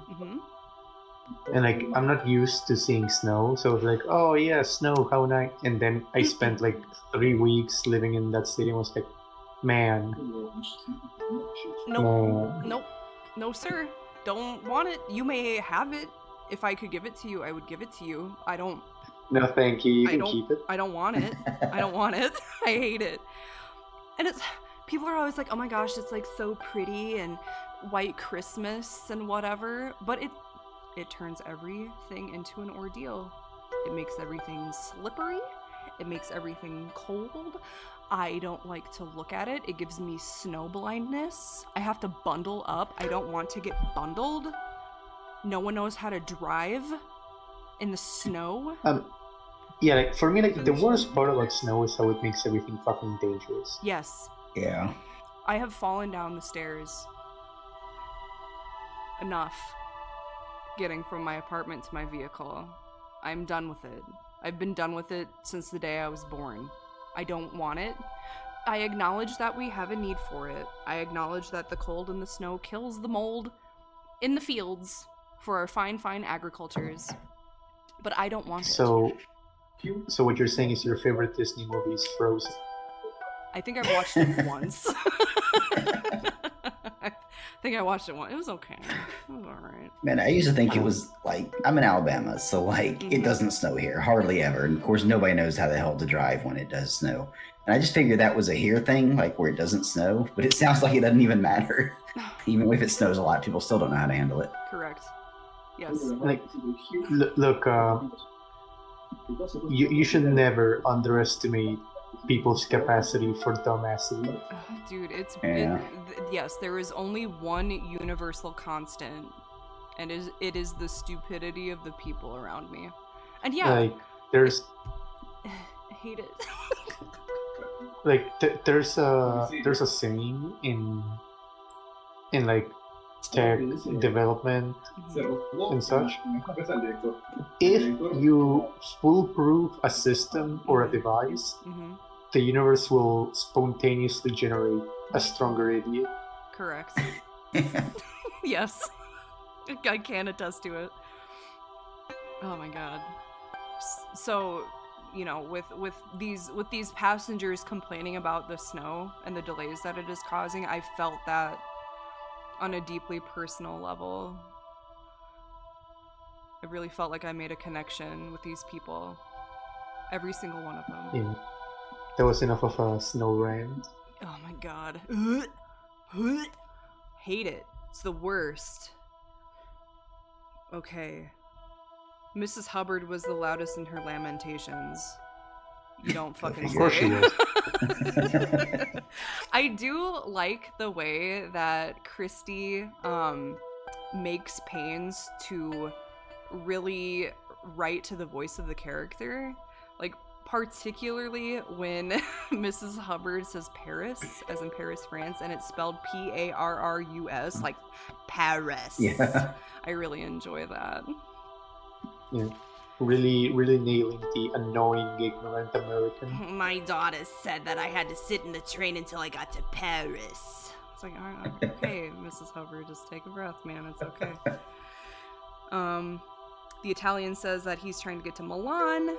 The large American says that it was too bad, ma'am, and soothingly expressed a hope that the train might make up time. God bless him. Even the Swedish woman is starting to worry, like, oh my gosh, if I'm delayed, my family is going to think that something bad happened to me. And even Debenham is like, does anyone know how long we're going to be here? But she's surprisingly calm in comparison to what she was like before. Yeah, like, they don't point it out directly, but Poirot does talk to her and kind of like probes, but none of the nervousness she had before about being delayed is present anymore. Right. And during this, you know, when everyone's bitching about the train being stopped, Arbuthnot mistakes Poirot for Mr. Book and is like, well, you're the director, like, certainly you would know. And then Poirot's like, oh, you're mistaking me for my friend. And, you know, instantly Arbuthnot is like, oh my god, I'm sorry, and then they kind of like move on. And then, yes, this is the point where Poirot and Debenham have their brief exchange. And, she gets kind of strange, where, Poirot's like, oh my gosh, you must be like a woman, a very strong woman. And then she's kind of like looking off out the window into the snow, and she's like, well, not as strong as one other person I know, or whatever it is. And then Poirot's like, oh, like, who's that? And then she's kind of snapped out of her little, like, fantasy. And then she quickly makes up this, like, oh, that lady over there. And then kind of, like, tries to redirect him. Yes. So, that, you know, what's going on with you, Debenham? What's the deal, sister? Just kind of weirding me out a little bit. Let's see. He mentions that Book is a director of the line, whatever. And then the morning passes. Hubbard is still being Hubbard. They have breakfast. Yeah, I like that he keeps mentioning that. Yes. You know, it's like time passed. Sure, he heard a good deal more about Mrs. Hubbard's daughter, and he heard just like. See, that's really harping on it. I really like for how little text was actually dedicated to her. You already feel like, yeah, that's classic Mrs. Hubbard. Yeah, well, and it's like, you know, you're trying to imagine being on this train, right? You know, there are all of these people and things are like happening, and you think of like that weird quietness that kind of overcomes everything when you're stuck in feet and feet of snow. And, you know, amid that quietness and amid, you know, the general bustle of people on a train, there is a constant droning background noise of Mrs. Hubbard going on and on and on and on about whatever crosses her mind. Oh my god, I feel for these poor bastards. Oh my goodness. So as the morning went on and Mr. Poirot is kind of listening to the Swedish woman, who's a missionary. He was kind of like listening to her, and then one of the wagonlit conductors like grabs, or not grabs, but says, "Hey, Poirot, your friend Mr. Book wants to talk to you. Can you come with me?" And he's like, "Oh yeah, okay. Sorry, Swedish lady, I'm gonna go. I'm gonna go." And so he follows this conductor, and he is led to what should be like a larger cabin, but it's still small because it's on a fucking train. And within this cabin is Book, the chef, right? The train's chef. The chef de train. Or is it the conductor? Is it the cook? It's the chef is a cook. Like, it's not a colloquialism. He's a cook. Yes? I believe that's a guard on a train. A guard on the train is Google. the chef de train, so he's not a cook. He is a guard, the chief of the train, maybe. Yeah. Okay, so we have the chief, Book. Or Now a person in charge, a conductor. the big kahuna, or one of the big kahunas, or the big kahuna on this train. And let's see, so we have 4 dudes in here, and this is at the point where Book says, "A passenger died. He is dead on this train." And then everyone's like, "Oh my god, a death on the train." And it is explained that it is Ratchet who was killed. Seems to be a murder. They again point out that they're in Yugoslavia, which seems to be, it's a position of great difficulty, I believe Poirot said, specifically. Oh, Dr. Constantine makes an appearance, which would make sense considering that there is a murder. So he, the point of being in Yugoslavia is that in other countries, they would have the police of that country on board as they pass through. Right. But they do not in Yugoslavia. Yes, so they're kind of left to their own devices. And Dr. Constantine isn't just present, he's already examined the body. Mm-hmm. Yes, Constantine is returning from assumedly his examination at this point, because was he in the car when Poirot got there? I don't remember actually. Let me just double check really quick. But also, it's I think Poirot asks, "Are you sure it was a murder?" And they're like, "I mean, unless the man stabbed himself 15 times." Yeah, I really like how cheeky Dr. Constantine is. Yeah, because they're like, "Well, was it a suicide?" And yeah, Constantine's like, "Well, not unless he stabbed himself 12, 15 times." And they're like, "Oh, okay." And then it's at this point that the chief of the train is like, "Well, it must have been a woman who did it, because no one else would have done something so emotionally charged and crazed. It must have been a woman." And then Poirot is like, "Damn, that must have been a pretty strong woman."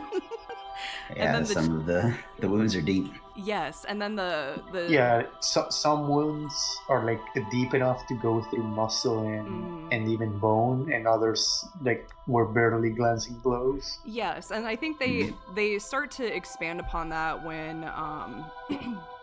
Poirot and Constantine go to actually look at the body, right? Because when they're discussing it, it's just these 4 or 5 men discussing it in the car. And then they're kind of coming to their own conclusions, and then Poirot's like, "Well, I'm gonna go look at the body. Constantine, go show me," and then they go look, right?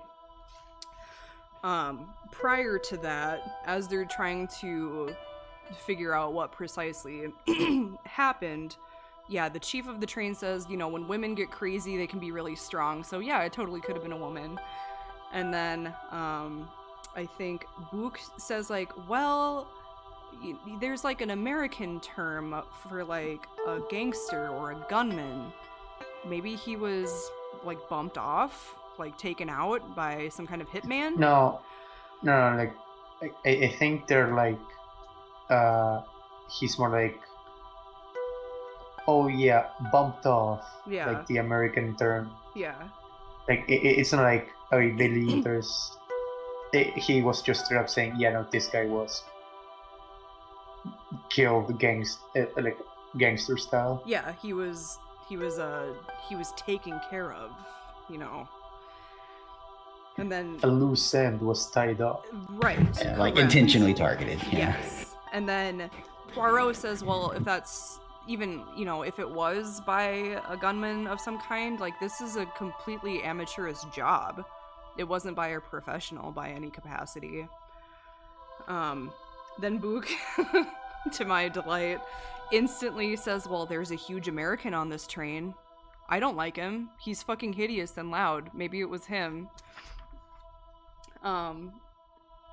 And then they're like, well, he didn't leave his apartment or his compartment at all, so it couldn't have been him. So it like instantly dismisses him. Let's see. This is when Book asks Poirot to solve the mystery, and he's like, all right, friend, I'll do it for you. And then at this point, they're like, well, we need to go look at the body, right? Oh, and most ominously, Mr. Book says at the end of chapter 5, he's like, the murderer is with us on the train now. Such drama, such tension. Okay, so it looks like before even they look at the body, McQueen is called in for questioning.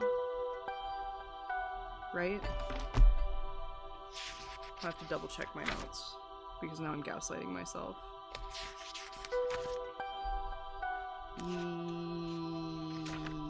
Yes. No. Yes. Yes. Because Poirot asks the Dragonlit conductor, who is named, is it Michel? How does one pronounce it in French? Michel. Michel, okay. Yeah, Michel. So Mr. Michel goes and runs and gets like the layout of the cabins, like where everyone is staying, and then all of their tickets and passports. So Michel goes off and does that, and then when he returns with all of the papers, the chief of the train is bringing in McQueen for questioning. And then we start to learn about McQueen a little bit more. He's Ratchet's secretary. He's worked for him for about a year. Met him in Persia when McQueen had traveled over there to maybe get into oil concessions, but it didn't go well. Ratchet had gotten into some kind of argument with his old secretary, and so offered the position to McQueen, who took it like instantly, right? Mm-hmm. Let's see, what else did I write here? I can't, this is when I really started scrawling things, so we're really going for it. Yeah, here's where he mentioned specifically that Mr. Ratchet was hampered by knowing no languages. Yes, correct.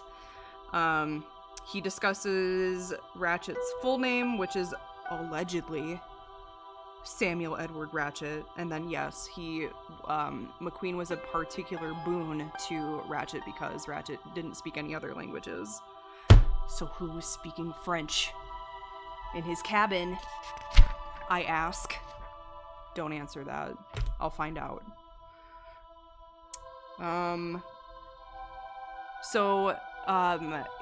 McQueen is asked about the letters, right? Well, not asked about the letters specifically, but he's like, like, what's going on with Ratchet? And, McQueen says that Ratchet had been getting some bad letters, some no good letters, and he had a couple of them on hand. One of them that said, like, thought you double-crossed us and get away with it, did ya? Not on your life. We're out to get you, Ratchet, and we will get you. And there's no signature on this.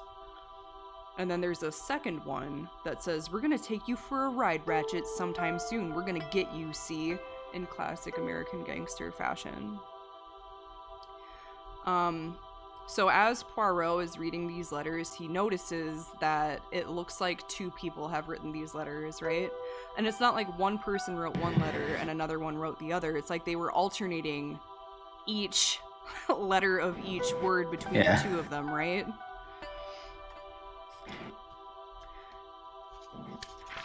Yeah, so there are two people involved in at least the making of these letters.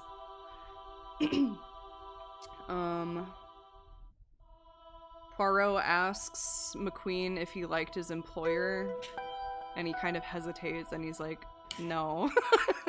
Like, you know, it was a fine and pleasant job, but something about him I just, like, never really liked. He didn't seem completely trustworthy. But, you know, I still got along with him.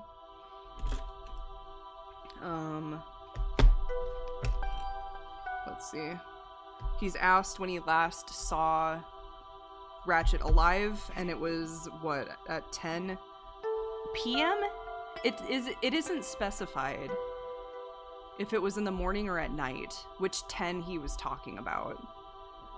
Well, he says last evening. I'm assuming PM. You're probably right. So we're gonna say PM.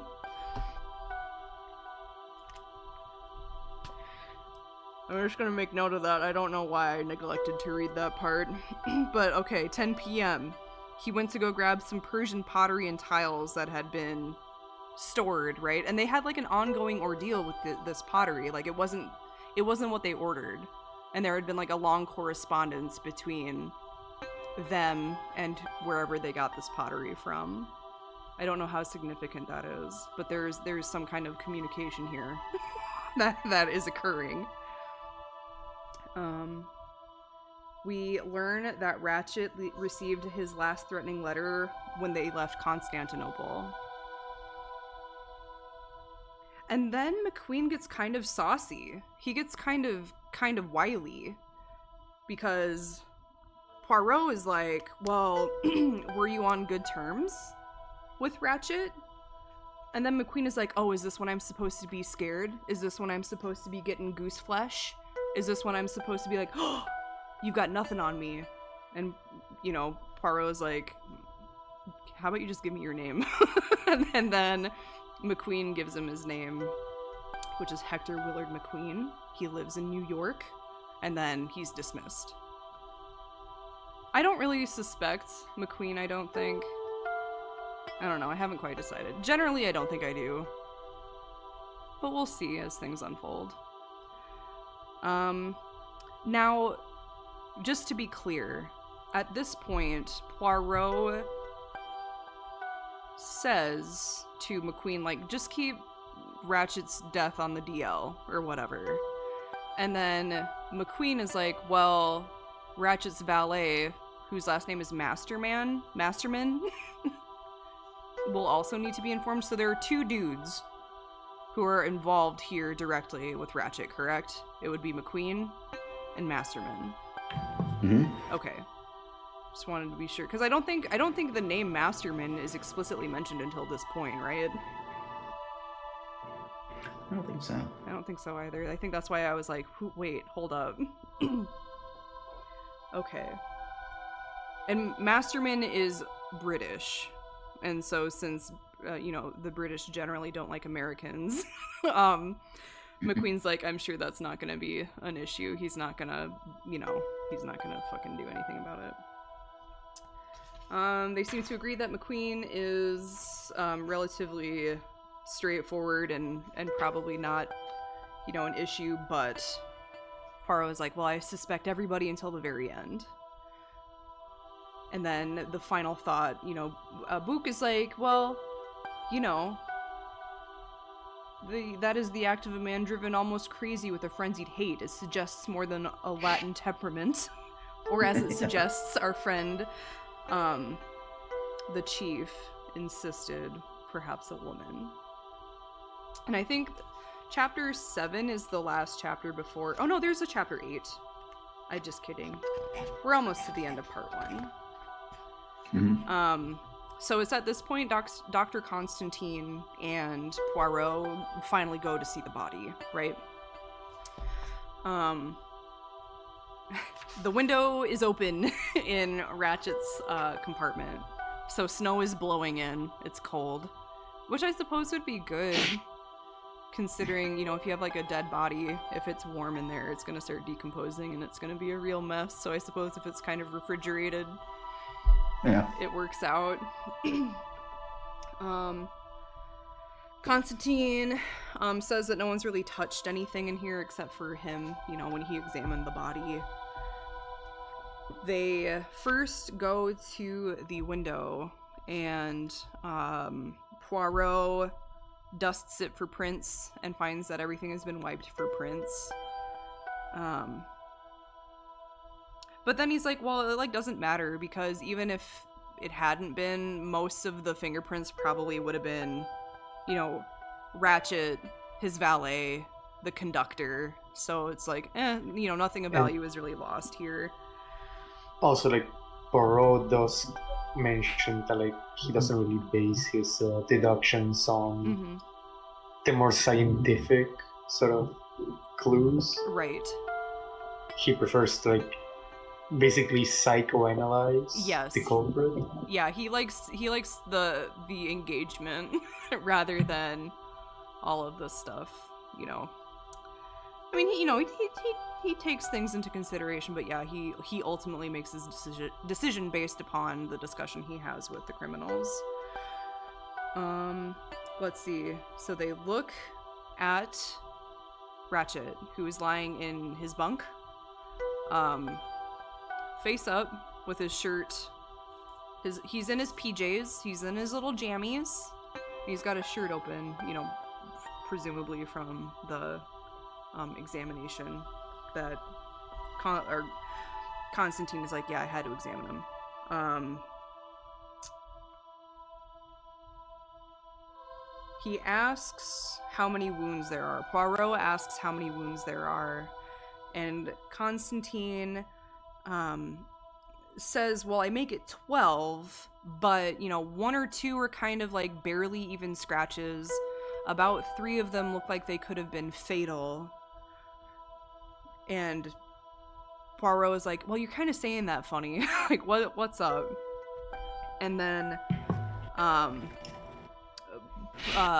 Constantine starts to point out specific wounds, right? So he's saying, like, you know, these 2 wounds here, you know, they should have bled a ton. These are major blood vessels, but it's not bleeding as much as they should have, which leads me to believe that these were made, you know, sometime after the death. And Poirot's like, okay, you know, interesting. You know, maybe our murderer came back after the fact, you know, unconvinced that he finished the job the first time. And then Constantine makes note of another wound.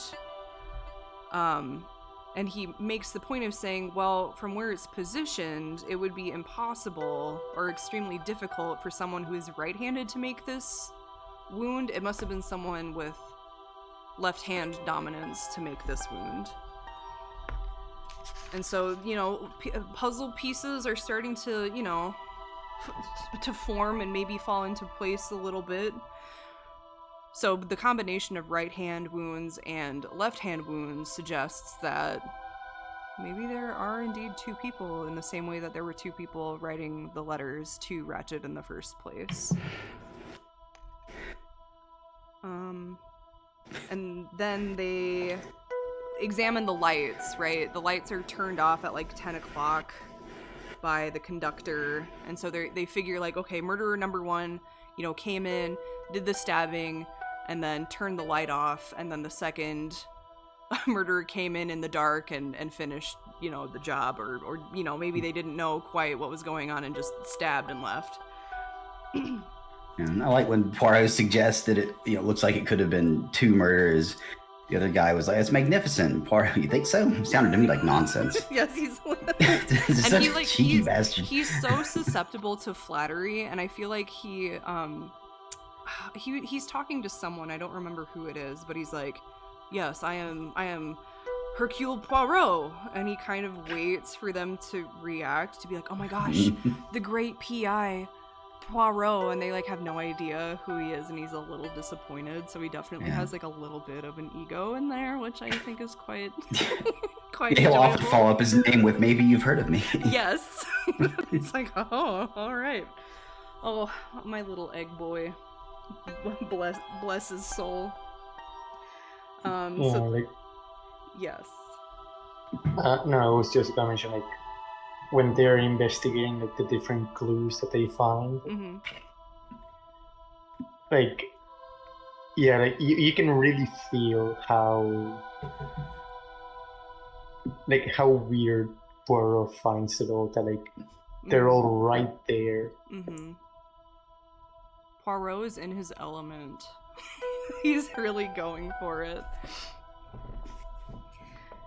Let's see. So they continue to discuss the wounds a little bit more, right? So like some of them seem to be very strong and some of them seem to be very weak. So they begin to think like, oh, you know, maybe one was like a man, big strong man, and one was a weaker lady. Yes, the matter begins to clear itself up wonderfully. The murderer was a man of great strength. He was feeble. It was a woman. It was a right-handed person. It was a left-handed person. And then he gets excited and starts to speak a little more French. And then he gets angry. He's like, and the victim, what does he do in all of this? Does he cry out? Does he struggle? And then he slips his hand under the pillow and finds a loaded gun. So it hasn't been discharged. So, you know, Ratchet was definitely, you know, caught off guard, perhaps? Or was he caught off guard, or was he completely comfortable with the people who were in there, so he didn't feel the need to have a gun in his hand? Who knows? It's a mystery. I don't know, like he was lying down in his bed, so like it is mentioned later that he was drugged, right? Yeah, So like that may explain the not fighting back. Yes. Yeah. Yeah, Well, and like- then they go on to talk about some of the other things that exist in his cabin, right? And there's like an empty glass in there that smells like it had some kind of drug in it, right? So he could have definitely, you know, taken a sleeping draft of some kind, you know, gone to sleep, and then that's when he got. Because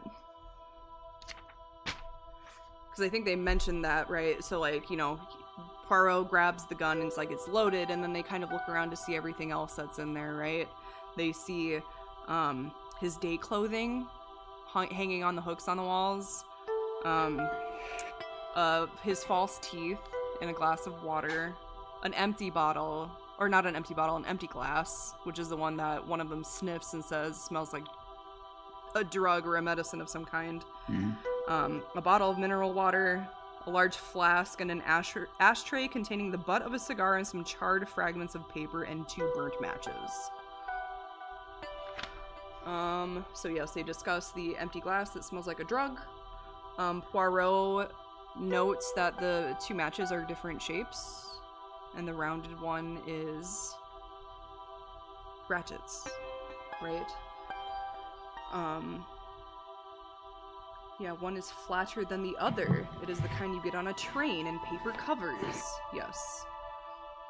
Yeah, the rounder one is Ratchet's. Poirot is like, he's popping off right now. He's looking around for more stuff. They find a handkerchief. A little dainty cambric handkerchief. So they're like, oh my gosh, the chief was right. There was a woman in here. The handkerchief is undoubtedly evidence that a woman was in this cabin. So they grab it. And then fucking Poirot, like, goes straight to the fucking floor again after he points out this handkerchief to the doctor, and then he finds a pipe cleaner. And then the doctor's like, well, maybe, is this Ratchet's? But then Poirot says, well, there's no pipe in his pockets and there's no tobacco or anything, so like why is this pipe cleaner here? Ratchet didn't smoke a pipe. Right. So. Yeah. And so I think somewhere, not like quite right away, but like someone, maybe it's Poirot at one point, is like, well, maybe these things are being done to like throw us off. You know, they put a handkerchief to make us think that there's a woman, and they put a pipe cleaner to make us think there's a man. So it's like, are they trying to throw us off the trail? Yeah, and one of the lines right in there, he's talking about, he says, again, the doctor, he says, then he's talking about the pipe thing. He says, and it's a clue. Yes. And Poirot goes, decidedly, again, dropped most conveniently. Yes. A masculine clue this time, you know. One cannot complain of having no clues in this case. There are clues in abundance. So he's being sarcastic, yes, basically. He's being cheeky. He's like, here's the girl one, here's the boy one. Yeah. They look in Ratchet's pocket and find a gold pocket watch. And the case is dented on the outside, so we can surmise that the weapon probably hit this watch, and the clock face is stuck on 1:15, and Constantine's like, oh my gosh, there it is. There's the time. Right in the time frame where the death was, presumably happened. Yes. The doctor thinks it happened. Yeah. Right. And then Poirot's like, well, it's possible. And the doctor's like, go on. I really like the dynamic that Poirot and Dr. Constantine have with each other, because it's like they're both detectives in their own right? You know, the Constantine is trying to figure out what's going on with the human body, and Poirot is trying to figure out what's going on with everything else. It's like, you know, they're kind of peas in a pod in that respect. Let's see. It's at this point that Poirot is like, all right, how many women are on this train? And then the Constantine is like, 6? And then he like lists them off. And Poirot's like, well, I need a hat box. So a hat box is produced. I think it's the Swedish woman's hat box that they ultimately settle upon. I believe so. Yeah. And they pull out like a wire mold that's used to keep the shape of the hat when it's in the hat box. Yeah, I guess so. I still don't have a good visual for what this is supposed to look like, but it's all right. Like, what I'm imagining, and I'm sure this isn't right because I don't have a hat well, I have a hat, but I don't have a hat box, and I don't have a wire mold for the hat, but I understand that back in the day, they would make almost like, I think they're like almost cap looking things out of metal to kind of keep the shape of the hat, so if something hits the hat box and like dents it, or just like the natural effect of gravity on the hat, the metal wire mold on the inside just helps keep the shape of the hat in place. Okay. Yeah, like you can just search images of 1930s hat box to get an idea of what they look like. Mm-hmm. Now, I've seen some of the hat molds look almost like chicken wire, where it's very thin, like fine wire, like almost like a mesh. But there are some more like hardy ones that exist. I'm imagining more of the chicken wire because I feel like that would be easier for Poirot to mold what he wants to do with the thinner like chicken wire metal. Yeah, I mean, that idea is, it's like hold up a scrap of paper to get a flame underneath it without, burning their hands. Yes, and now I had to reread this a number of times because because the hat mold is like, it's so archaic, and I was like, what the fuck is this guy doing? Like, I had to read it. Yeah, it would have been considered old-fashioned even by the 1930s standard. Yeah, like it's definitely just like, all right, okay. And he takes the scraps of paper that were in the ashtray, correct? And he heats the paper using the chicken wire and like a little like gas stove or something, like a small stove or something. And it was a spirit lamp. Yes. And some tongs that he uses for curling his mustache. And he lights this scrap of paper on fire so he can read, like it's charred, but from what I understand, the ink burns differently than the rest of the paper itself, right? And for an instant before the paper is reduced to ashes, he can briefly read what was on the ink. And you know what? I bet this is way easier to see in the film rather than the book or the audio drama. Is this accurate? Is my assumption correct? What does he do in the film during this portion? So the whole body investigation in the movie is very different because Poirot is one of the people who find the body. Okay, rather than like Poirot uses his cane to break the handle on the door so the door can be opened. Action. Because it was locked from the inside. Yes, and I think we didn't discuss it, but I think when Michel is talking about discovering the body, he says, like, you know, they were trying to figure out if Ratchet was going to take lunch because he seemed to have, like, slept in. And then he unlocks the door with his key, but then they find it's locked by, like, a chain lock on the inside. And so then Michel goes to grab the chief and then brings him back, and they break the chain, and then they find Ratchet dead in there. I think I just realized something. Okay, no, it's not what I was thinking. I was thinking the mustache curling tongs. I was thinking like eyelash curler, but it's not quite the same thing. No, it's not the same. Are they like specifically tongs? Like, are they? It's actually, if anything, it's more like a hair curling iron, but a much smaller version. Well, it's like I remember old curling irons just being like a rod, like a metal rod. It didn't even have like a gripper. You would like physically wrap the hair around the heated rod and curl your hair that way. Put those grippers away. Put those grippers away. No. Poirot will bring his grippers onto the train for his fine mustache, and his vanity pays off.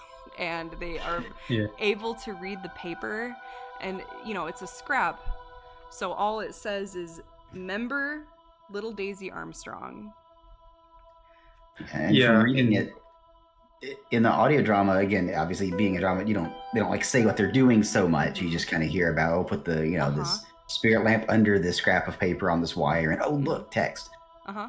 But reading it in the actual book, it seems like kind of the implication I get is that the ink lights on fire before the rest of it. Correct. That's what I'm. So you kind of get the text as like a flaming text briefly before the rest. Like just before everything is kind of reduced to ash.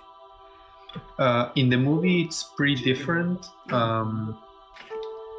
They find the burnt scraps of paper, and rather than using fire to see what was there, Poirot finds the note block that the paper was from, and it's more like a puzzle than. No, and he kind of just rubs a pencil over it, so the impressions, the impressions stand out. Okay, so the notebook. Okay, I understand. Yeah, that's just not a thing in the book, I don't think. Yes. No, it's not that way in the book, and in the movie they still do find the very convenient clues, the very convenient stopwatch. Were the handkerchief and the pipe cleaner present? I think so, yeah. Hell yeah. We got the boy and the girl clues, just like Happy Meals. They don't put as much emphasis on the nature of the wounds. They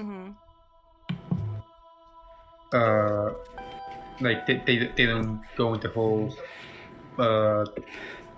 I would think they would point out the handkerchief pretty strongly. At least in the book, it's significant, but maybe not in the way you would think. Yeah. No, what I mean is they don't go into the whole discussion about because of the nature of the wounds, was this a man, a woman, left-handed, right-handed? I see what you mean. Interesting. I think the part that strikes me... At least me, as I remember it, yeah. Yeah, and All right. I think what strikes me as most interesting is the fact that, like, I feel like the way that Poirot goes about unearthing this piece of evidence is so intricate and so visual. I'm really surprised that they didn't do that in a film, because like I can Yeah. see it where it's like, okay, you know, the fire alights on the ink and they like zoom in on it and then it's like, oh, it reveals, remember little Daisy Armstrong? But then they just like do a rubbing instead. They do a very good job in the movie Uh-huh. with the set that they have built and like the camera shots that they use that are showcasing like just how cramped the space Yeah. is. Okay. Yeah, we're not trained. You have to remember. That's very true. Yeah, no, like the whole scene where they find the body Mhm. is actually shot from a top-down Oh my goodness. point of view. Yeah, so Oh, you can really interesting. get an understanding of the scale of everything. Yeah, and like just how small the room Ratchet was found dead in is. Mhm. Like Yeah.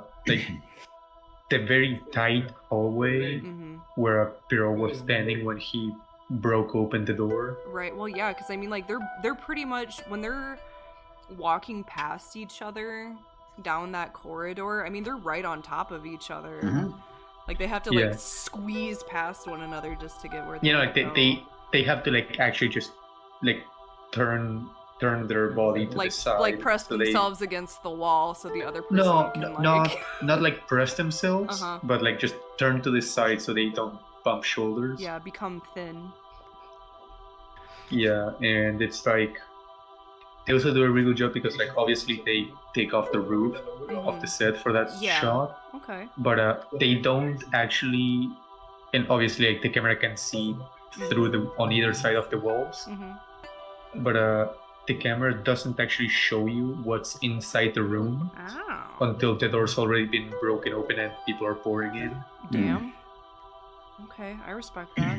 Shout outs to them being like, yeah, this is really teeny tiny. Yeah. I mean, like, yeah, movies that take place in trains and ships Uh-huh. can really work with the cramped shots. Mm-hmm. Like, you ever seen the Wreck movies? Oh gosh, snippets. I've never watched anything in its entirety, but you know, now that you're mentioning just the nature of the cinematography being so specific to really showcase how packed in everything is, it definitely makes sense. Yeah, like Wreck 4 Uh-huh. was like a lot of it was shot in an actual ship, Oh god. and the camera crews like had to get creative to like be able to fit the camera and the sound. I'm sure. The Oh god, equipment. I can imagine with the sound equipment, it's just like, fuck. Yeah, because like every like ships, Mhm. like modern ships, are just specifically engineered to be as efficient as possible with the space. Mhm. Right. So recording in a space like that is a fucking Nightmare, I'm sure. a nightmare. Fuck. But God bless them. but yeah, no, like for movies, for like mystery, suspense, and horror movies, it pays off tremendously. Mm. Yeah, that makes sense entirely. Let's see. Okay. So after the member Little Daisy Armstrong is revealed, Poirot is like, "Oh shit. I know this guy's I know real who this name." man is Yeah, I know. and why Yeah. he's here. Correct. And then Cassetti. yes. Constantine is like, "How you mean?" And then yeah, he's like, "Cassetti." And Constantine's like, "Oh, I feel like I remember hearing the name. There was like an American occurrence involving it." And then Poirot says, "Yeah, there was a case in America." So then they're like, "Okay, you know, we're gonna do one more quick brush over the room." They don't really see anything else of interest, and so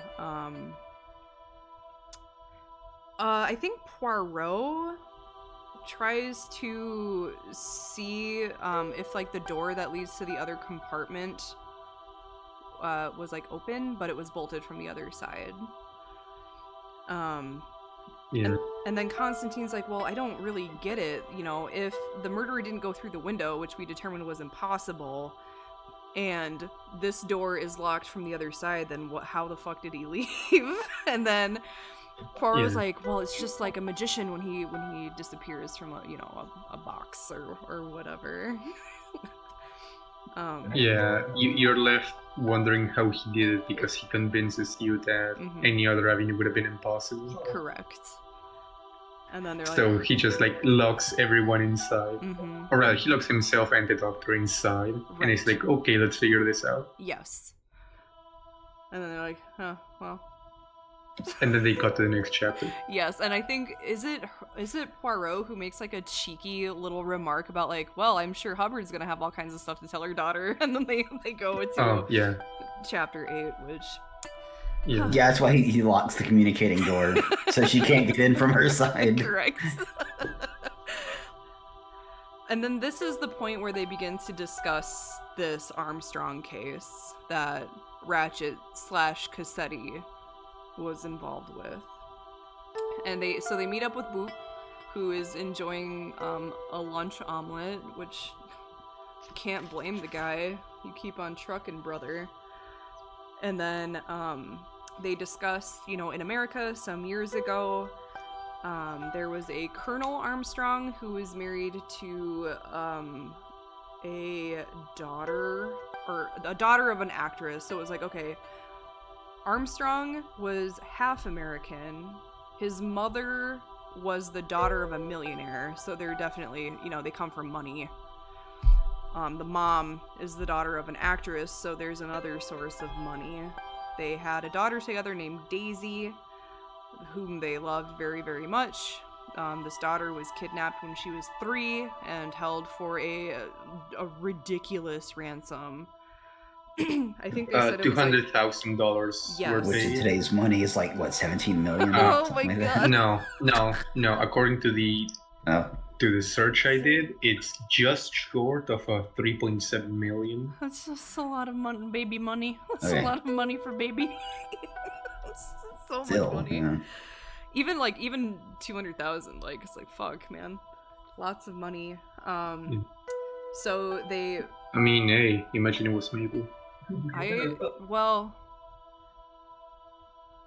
don't know if they could. Well, yeah, I would pay money for Mabel. she's so naughty. I feel like she would give the kidnappers a harder time than anything, and then they'd just be like, I ain't doing this anymore. you can have her back. I mean, to be fair, the kidnappers in Daisy's case, well, they kind of, even after they kind of did that. Yeah. So they pretty much squeezed as much money as they could out of these people, and ultimately Daisy was killed. Daisy was killed before they were even done squeezing them for money. Yeah, is that way a fortnight? Yes. Yeah, that's one of the reasons why it's a particularly heinous case, because heinous.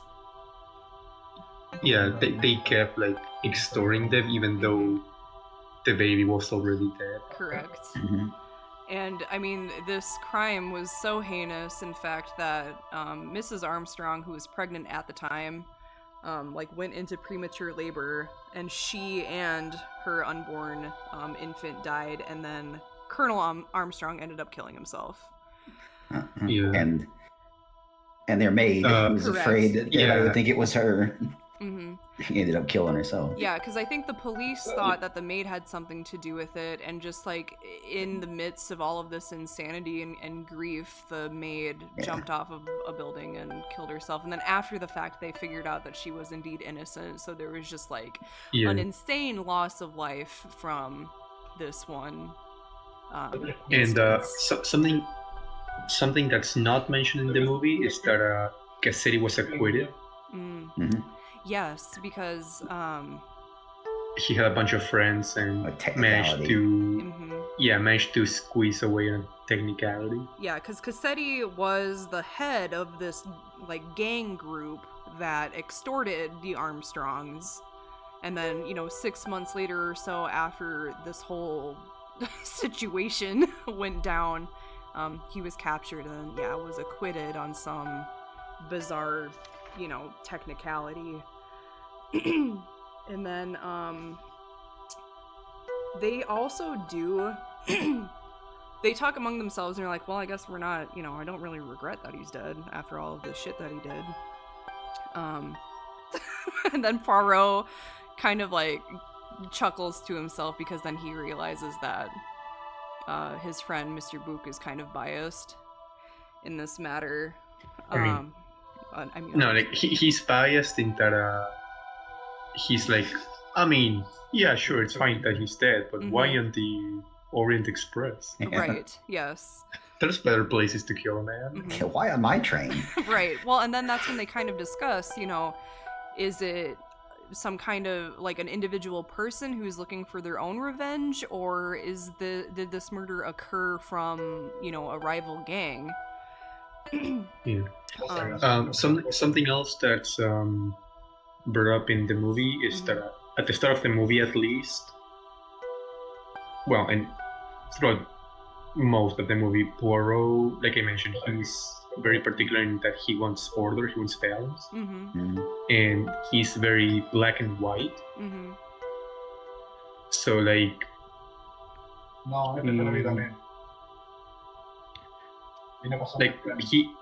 the reason he takes the case in the first place, because in the movie he was much more reluctant to do it than in the book.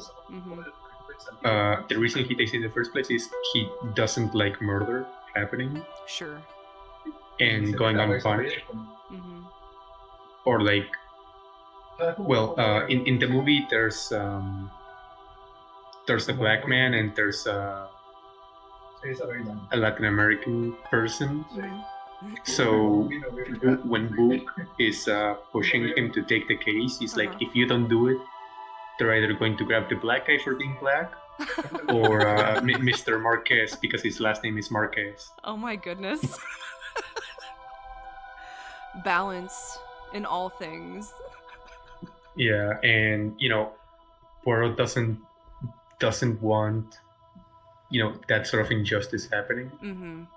So he decides to take the case, and he, even when it's discovered who Ratchet really was, he doesn't really pay much mind to like how awful the man was, because murder is still murder. Right. Interesting shift. Well, not necessarily a shift, but just I think it's just one of those things that probably really gets an audience like, oh shit, when they're watching a film. Yeah. But yeah, in the book in the book he seems much more nonchalant. Yes, yeah, like about this is just like everyone being like, okay, yeah, it's a good thing he's dead.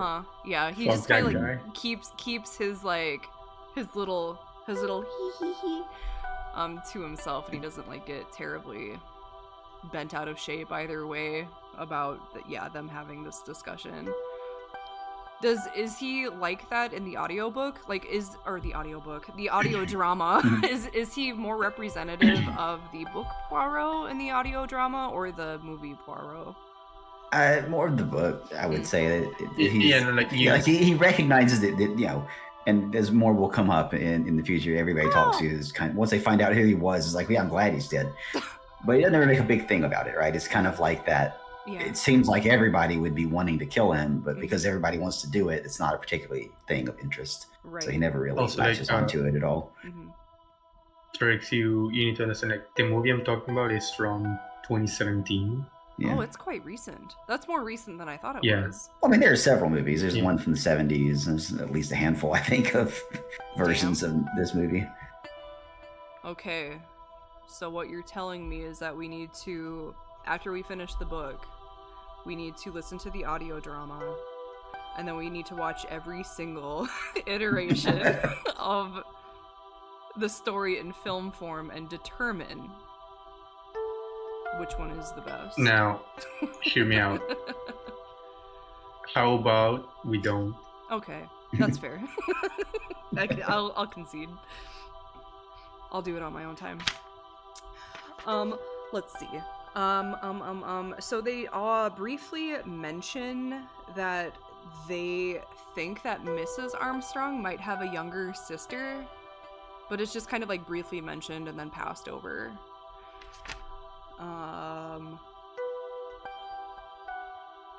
Let's see. Book seems very interested in the broken watch.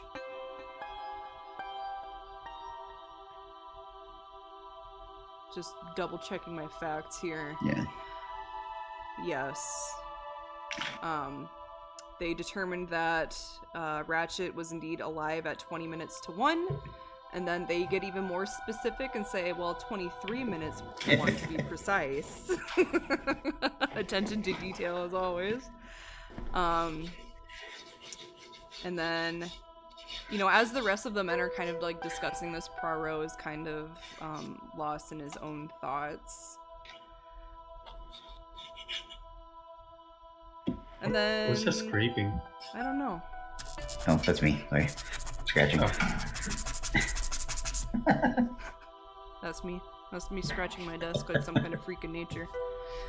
But then, you know, they were just kind of like talking with each other, and then an attendant says the restaurant car is free, and then that's when part 2 begins. Yeah. Hell yeah. I tell you what, I had a great time reading this first part. It's also like, you know, obviously a bit awkward discussing it when I already know, like, the twist. Don't do it to me. Yeah, no, I know, like, I don't know, like, I'm... it's just, like, a bit awkward, because obviously on a second reading, or when you know the story, like, reading it over from the start, like, you catch on to certain things. You rascals both Oh, know. yeah. You both already know. And I'm out here just trying to you know, tidbits. That's basically one thing. Like, it's a bit awkward to like discuss these things without pointing out certain things that in retrospect make a lot more sense. Well, I appreciate both of you There's not foreshadowing, spoiling for it sure. for me. Okay, Yeah. did I at least hit, don't tell me what it was, but did I at least hit a couple of the foreshadowings? I mean, Yeah. you caught on to a bunch of things that were actually important. Fuck yeah. My little noggin, my little noodle. I'm still quite embarrassed that it took me until maybe 15 minutes before our discussion to realize the French part. Yeah, that was I just needed some time to digest. If you think about it, Poirot still hasn't picked up on that. Yeah, what a dumb goose. Dumb silly boy goose, egg boy. He didn't even know about France. I did. So really... Strix. all I can say is you may want to reconsider just how much of a librarian your avatar looks. Hey. I'm a busy woman. Sometimes my noodle doesn't have enough room for France until I get home. Okay? Your noodle has sneeds. Yeah, my noodle has sneeds, and France is not one of those sneeds. Except at the very end, when it's most important. Which is just what they want. Please to the Sneed School. Mr. Poirot's Sneed and Feed. Formerly known as... Formerly Books. Formerly Yeah. Book, Scoot, and Shoot. I do like Poirot, and I'm a little sad that Agatha Christie didn't like him, because I like him so far. Yeah.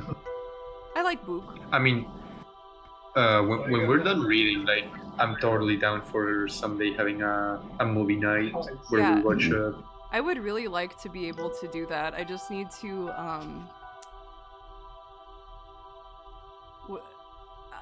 at the risk of sounding cavalier, my weekend client just won't die. So your like, what?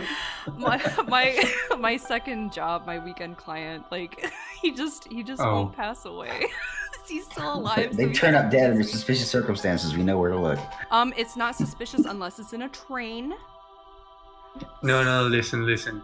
It wasn't suspicious at all. Like, one day a mailman came by and, like, they heard him speak French through the door. Yeah, when I said no problem here in French. How do I say no problem here in French? No idea. You can't. Hold on. I just typed in France. That's not correct. See? Hold on. I told you can't. Let me live. Okay. No. English? Perish. No. We're learning together. Learning English to France. French? Okay. No problem here. Also, remember that if your pronunciation is off, the French will send out a hitman to get you. No. Not that it's gonna matter. I'm gonna be like, shut up, bitch, and they'll surrender immediately. Okay, now you know what? That's it. They're gonna send anti-hitmen to make your second client live forever. I'm getting overstimulated. Pas de problème ici. No problem here. Do it again. Pas de problème ici. No problem here. Okay, let me check it out to see how much you're butchering the pronunciation. Pas de problème ici. Because you don't say the S at the end of pas. You don't say pas de problème ici. Pas de problème itchy.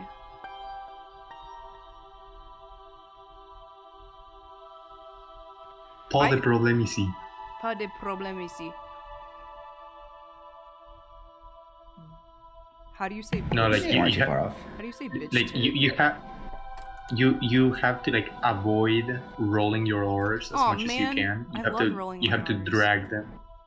like, have to drag them. Like Yeah. pas de Pas de pro- problème ici. Nope. My little American mouth just can't fathom such feats. Me I sens- mean, I reckon your mouth can fathom plenty of feet. I mean, my mouth can fathom rolling my R's, and that's pretty cool. Yeah, I can do like the Spanish, like rolling your R's, but like You go. rolling with the back of your tongue has always been very hard for me. It makes me go. Yeah, Like- that. So ever since I was a kid, like, I was born with a kinda shorter than average frenulum on my tongue. Oh shit. So I have some trouble like lifting up my tongue to like roll my R's properly. Oh. I just grew up like thinking that was normal and not worrying about it. Mhm.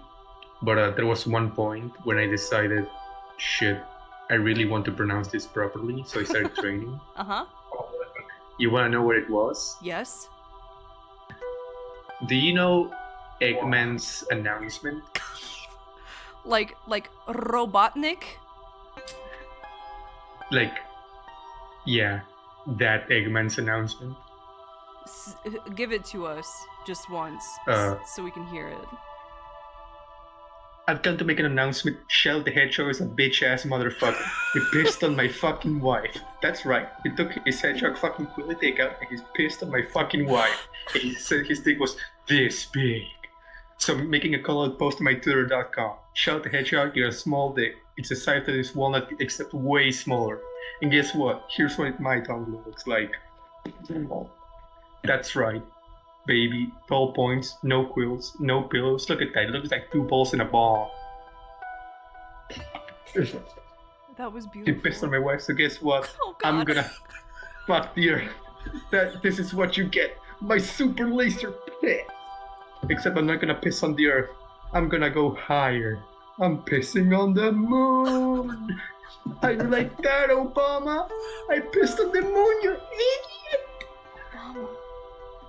You got 23 hours before the piss droplets hit the fucking earth. That's what Now it get was. the fuck out of my sight before I piss on you too. Droplets? Yeah, it was that one word. I just wanted to do the entire announcement properly. No, it was great. We needed the context. So you're the telling context- me what you needed So was Robotnik piss. basically, there's a video on YouTube where a bunch of guys just got together to play through Sonic Adventures, One of these days. and they just deactivated the audio and like the dialogue and the subtitles, and they did their dubbing in real time. Holy God. The most And- ultimate form of improv there is. Yeah, and the funniest thing for me is that the guy who played Eggman, who was by far the most legendary one in that entire video, was the only one who wasn't the voice acting. That was his breakout role. Was Yeah, pretty much. droplets. Droplets. Droplets. No, like when he doesn't just roll the R, he also rolls the L. He was droplets.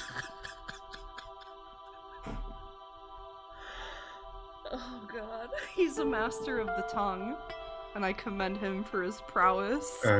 Actually, you know what? Just play this on stream. Okay, I think that'll be a great place for us to end. So, in short, Poirot is he is the Eggman. He's Eggman. It all becomes so clear. It explains everything. Here, does it have video to go along with it? Yes. Oh my goodness. I'll hook us up. Of course. Like the video. Yeah. The video is just the original cutscene from Sonic Adventures that they dubbed over. Oh my God. What a time to be alive. Okay, I have to convince my brain damage to just take a back seat for like just a moment. I don't know how to read. Oh, here it is. You silly goose. Okay. I found it. Okay. Mr. Dr. Robotnik. What are we doing here? This isn't right at all. What are you doing? Okay. Oh, yeah, and did you ever check out Class of 09? Gotta be honest, I don't remember. Fair enough. That was like forever ago, right? I feel like I did. I would need to revisit it. I feel like my whole life has been a blur for the last like year and a half. So I don't remember a whole lot anymore. But I'll recheck it out. I'm such an asshole. Hold on, man. I gotta rope it in.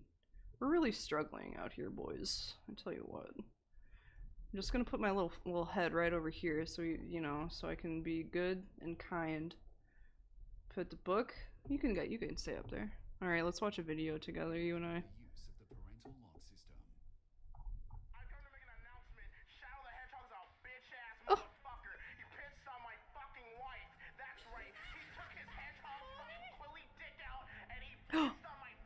Dick out.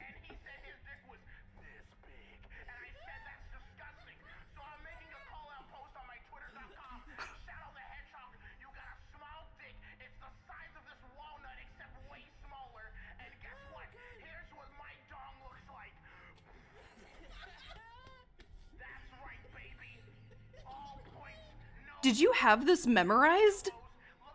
Yes. Ah.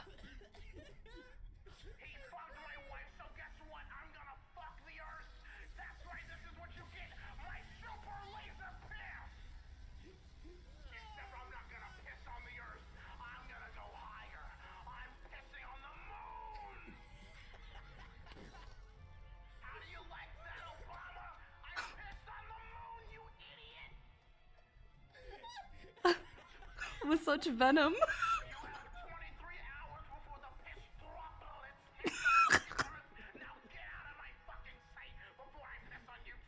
There's the droplets. I heard it. That was phenomenal. What a fine gift. All right, boys. Excellent discussion. Once again, thank you for not spoiling anything for me. Otherwise, No problem. I would be really sad. Yeah. And then I would leave for even longer. And we're not doing that. Wait, so if we ever want to get rid of you, we just need to spoil an Agatha Christie book? One that I'm reading. Yes. You could read, you know, you could spoil another Agatha Christie book. And I would maybe like be a little upset, but I would either forget and move on to something else, or I would maybe just be upset for a little bit. But yeah, I mean, you know, whatever. But yeah, I just wanna. I think it would be nice to, you know, end the stream on a moral. Remember, chat. Remember. No matter what dysfunction, what minor dysfunction you may be born with, it's worth it to train yourself to overcome them for the sake of a stupid meme. Correct. If you can't get your shit together to spout even one meme of your choice, why live? Why live? You know, you learned how to roll your R's. I learned how to breathe, kind of.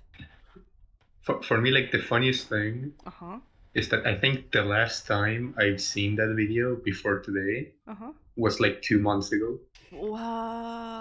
When did this come out? Oh, years ago. Let me check. I'm checking too. 5 years ago? That's more recent than I thought. No. Oh yeah, it was 5 years ago.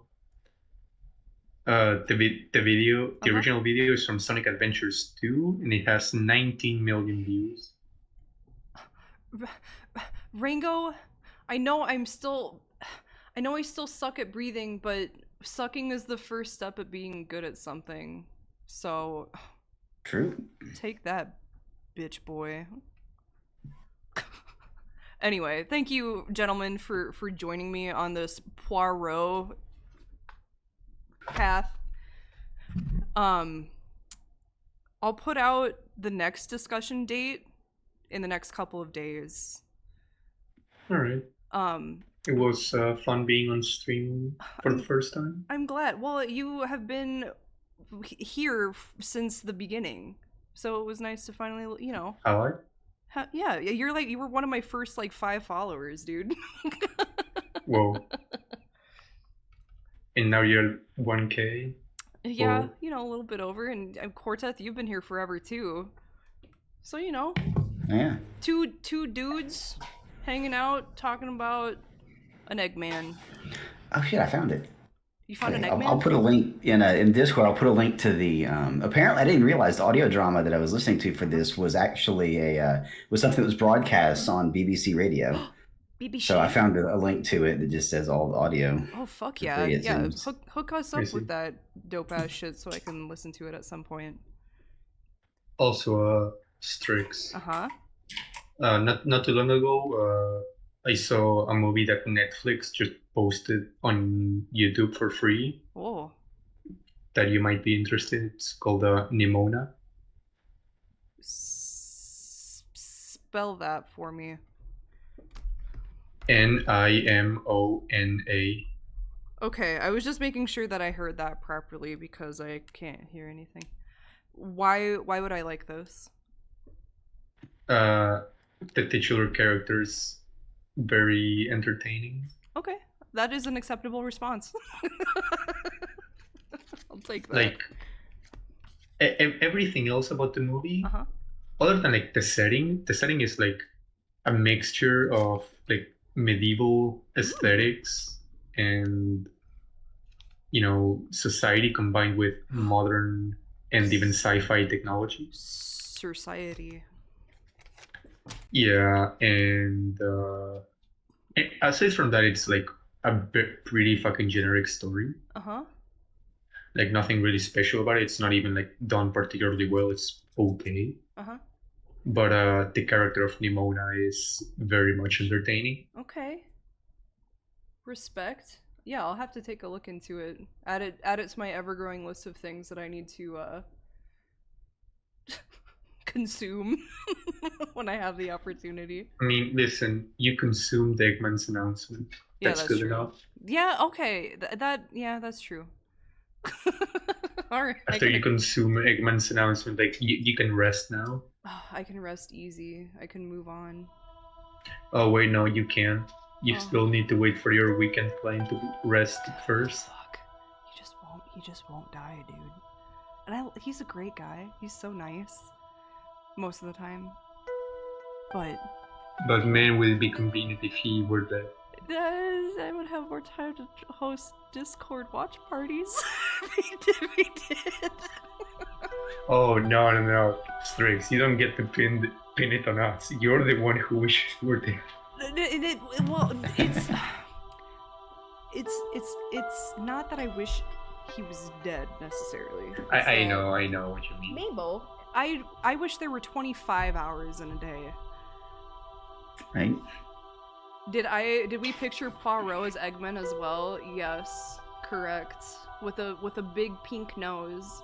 I guess they both have pretty magnificent mustaches. But Poirot's is curlier. Eggman's is more like pa, you know? Like pa. Bushy. Yeah. That's the I word what I you was mean. looking for. Actually, wait, you know. At the end of the day, Hercule Poirot really is Eggman all along. Just grabbing a picture real quick.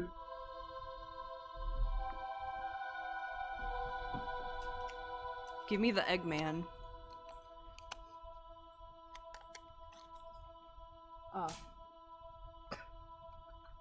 Mabel. This is what Poirot looks like in the movie. Uh-huh.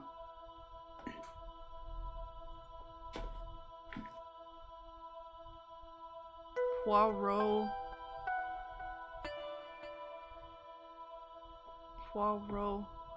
I'm gonna put him up. Oh. Okay. Are his eyes that blue? Is he described as having blue eyes? He's described as having green eyes, green eyes? actually, in the Look at- books. Look at this dude. Yeah, like the movie did not care at all to mimic what he looked like, aside from look a at this- magnificent mustache. Look at this guy. Look at this smooth criminal. Okay. I'm kinda down. Kinda down with that clown. Not gonna lie. You weren't lying when you said that his mustache was girthy. It's pretty magnificent.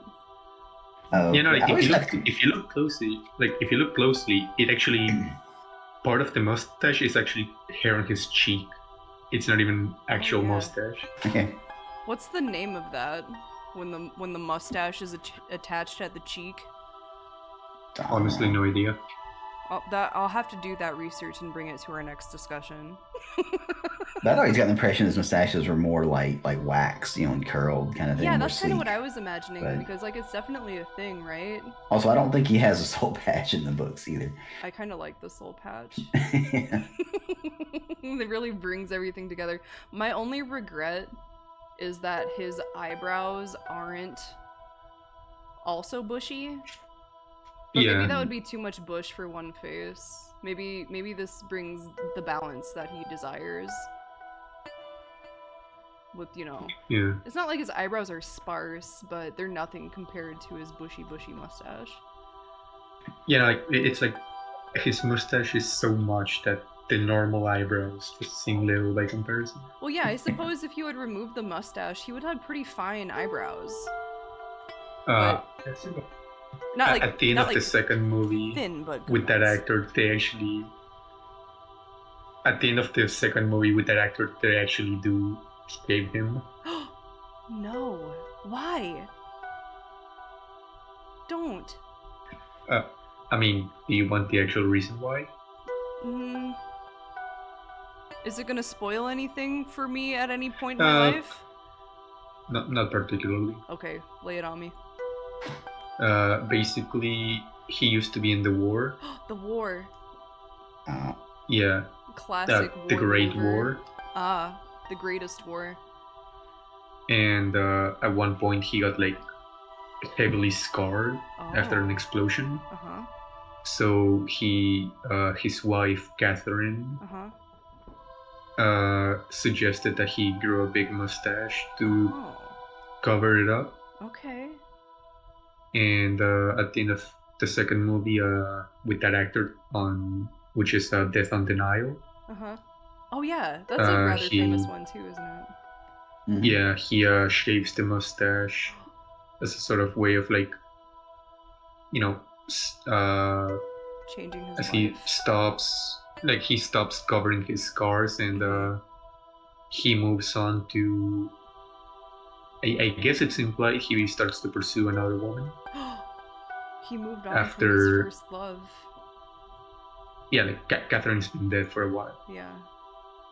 Well, I mean, you know, cutting of hair, removal of hair has long time been representative of like character change. So that makes sense. Not like character, but you know what I mean. Honestly, like I don't really see it that way anymore because like the most times I've seen it was just a way for like a female character to just rush development. It's true. Fucking Garnet cutting her hair and now yeah, she can talk. She just like she just like grabs her long hair and cuts it like off short with a blunt knife. Yeah, like with a knife or like with a single stroke of the scissors. Yes. And like throws away the locks she or sheds with it all of her flaws. Yeah, or like she sheds her femininity. Yeah, like Mulan. No, see, like Mulan had a different reason. Like Mulan didn't even cut it that short. No, she didn't. She like took an inch she off. Just trimmed it a little bit. Yeah, she like trimmed it and then put it together in a bun. But hey, what a dramatic scene, right? You're like, whoa, wow, golly, in the rain, cutting hair, lightning, going off to the Great War to get scars to grow a mustache over and then shave off. That's what Mulan did too. It all becomes clear. Yeah. No. Honestly, it's so hilarious to me whenever they write a female character be like, I'm not gonna be this way anymore. I'm 100% dedicated. I'm brand new. Cuts her hair off. Yes. Bitch, what the fuck do you just do? You look ugly as shit now. Oh, it looks like we've gotten a piece of information regarding Poirot's mustache. It's an imperial mustache. Quite possibly an imperial one. So take that as you will. Okay. I'm gonna call it here. Once again, Damn short stream. Yeah, well... Although we did have 0 breaks. Yeah, we had like 1 million breaks. You know, like one hour like I anticipated, totally on schedule. I'll put out kind of what I'm thinking for the next discussion on part 2, which will probably be much sooner, you know, because I think we've all, well, you guys both know what's going on. I don't. I mean, I don't follow the entire story from the book. Like, okay. I have the general idea of how it's gonna go, but yes, and maybe. And also, like, I just want to say, like, scheduling something like this to be like exactly 1 hour. Oh, I know it's never gonna happen. It's like, imagine scheduling a D&D session to be exactly 1 hour. I mean, I kind of have to on Tuesdays, and it really sucks. Yeah, no, like what I mean is like. But yeah, it's not ever gonna be right on the money, and I'm not. Now, you know, this was the first time. Now I have a more realistic idea of kind of how it's gonna go, so now I can plan accordingly. So nothing of value was lost. Yes. Nothing is more volatile than like an exact plan Uh-huh. coming into first contact with reality. Yeah, plans are very loose. The best laid plans of mice and men. Oh shit. Tell me about the rabbits again, George. Oh Just no. to keep looking at the rabbits. No. first. No. I recently reread that and goddamn, dude. Fuck. It's good. I like it. Yeah. But I also But it's reread sad. the Metamorphosis. I like just reread it the other day. Also quite enjoyed Metamorphosis? Yeah. Which one's that? By Franz Kafka, where he turns into a bug. A big bug. Oh, yeah. Oh. Yeah. The Kafka book. I don't know what's happening to me, and I think I'm turned into a bug. And he turns into a bug. And it gets real absurdist. Yeah. Absurdist? I Yeah. don't know, like... I don't think I've ever heard Kafka's work being described as absurdist. It's well, it fits under absurdism a little bit. It's like You ever entry read, level absurdism. You ever read Camus? Oh God, yes, sir. Sure have. I see. Oh boy. Which book of his did you read? Oh gosh, let me consult my texts. I think it was The play- The Stranger was the one that I read first. Yeah, it was The Stranger. L'étranger. Yeah. You ever read The Plague? I have it, but I haven't read it yet. The Myth of Sisyphus? Yes. Okay. Hell yeah. One must imagine Sisyphus happy. Yes, that is correct. There's a One really... must imagine Strix with a free schedule. Oh God, what a fantasy. Okay. I'm gonna put something in the Discord for you to enjoy, but I am gonna call it there. Thank you again, gentlemen, Alright. for joining me on Yeah, this sorry for journey. continuing to delay. Yeah. No, it was good. It's been a long time since I've actually had like a full discussion about even a portion of a book with like actual adults. So it was really nice. Damn. Yeah. It was really refreshing to One of the first times I've been called an actual adult. yeah. It was nice. But yeah, thanks again guys. I really appreciate it, and I look Yeah, no, it was forward- nice. Yeah. It's my first time like participating it's in fun. like, a book club sort of thing. No. Yes, no, and you know, for those of you who are out there, of all reading levels, like you don't need to read the book. If audiobooks work better for you, totally down with that. You guys are welcome to hop in at your leisure. Like this is it's very chill, very casual. So don't feel intimidated. If you want to hop in, just hop in. I'm totally down with that. I tried doing audiobooks, but I find that I dissociate way too much. I can't remember anything. I have to have the Like- physical book. Like I barely remember the times that you were reading Annihilation. Annihilation. Yeah. I mean, I listen to audiobooks pretty much exclusively in the car, Hey man. so I don't have a whole lot else to think about at that time. I I respect can't that. just put it on like while I'm at my computer doing something else, or I'll Oh my just stop paying God. attention to audiobook entirely.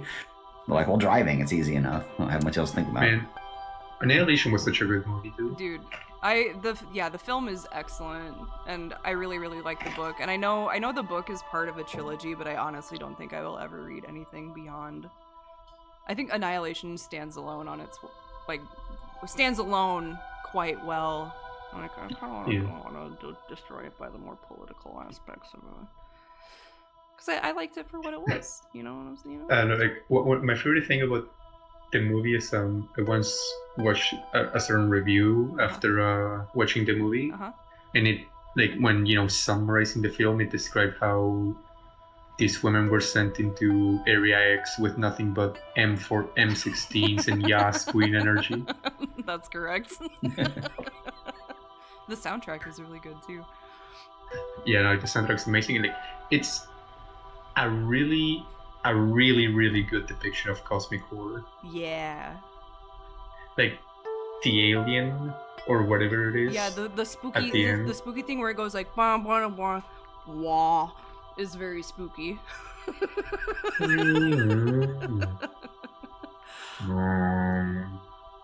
I distinctly remember, this is the last thing and then I'm going for real before I talk for another hour and a half. Yeah, sorry. No, it's okay. There has been more than one instance where like I'll just like leave like my Bluetooth connected to my vehicle when I drive, so sometimes it becomes a hodgepodge of like whatever the fuck I may have been listening to at one point. And on more than one occasion, that particular track from Annihilation has come up on like misty mornings, like super foggy mornings. Oh no. And like I'm down with it, but it's very mysterious. Yeah. Although to be fair, like when it comes to actual horror, the best thing is the bear scene. Oh, 100%.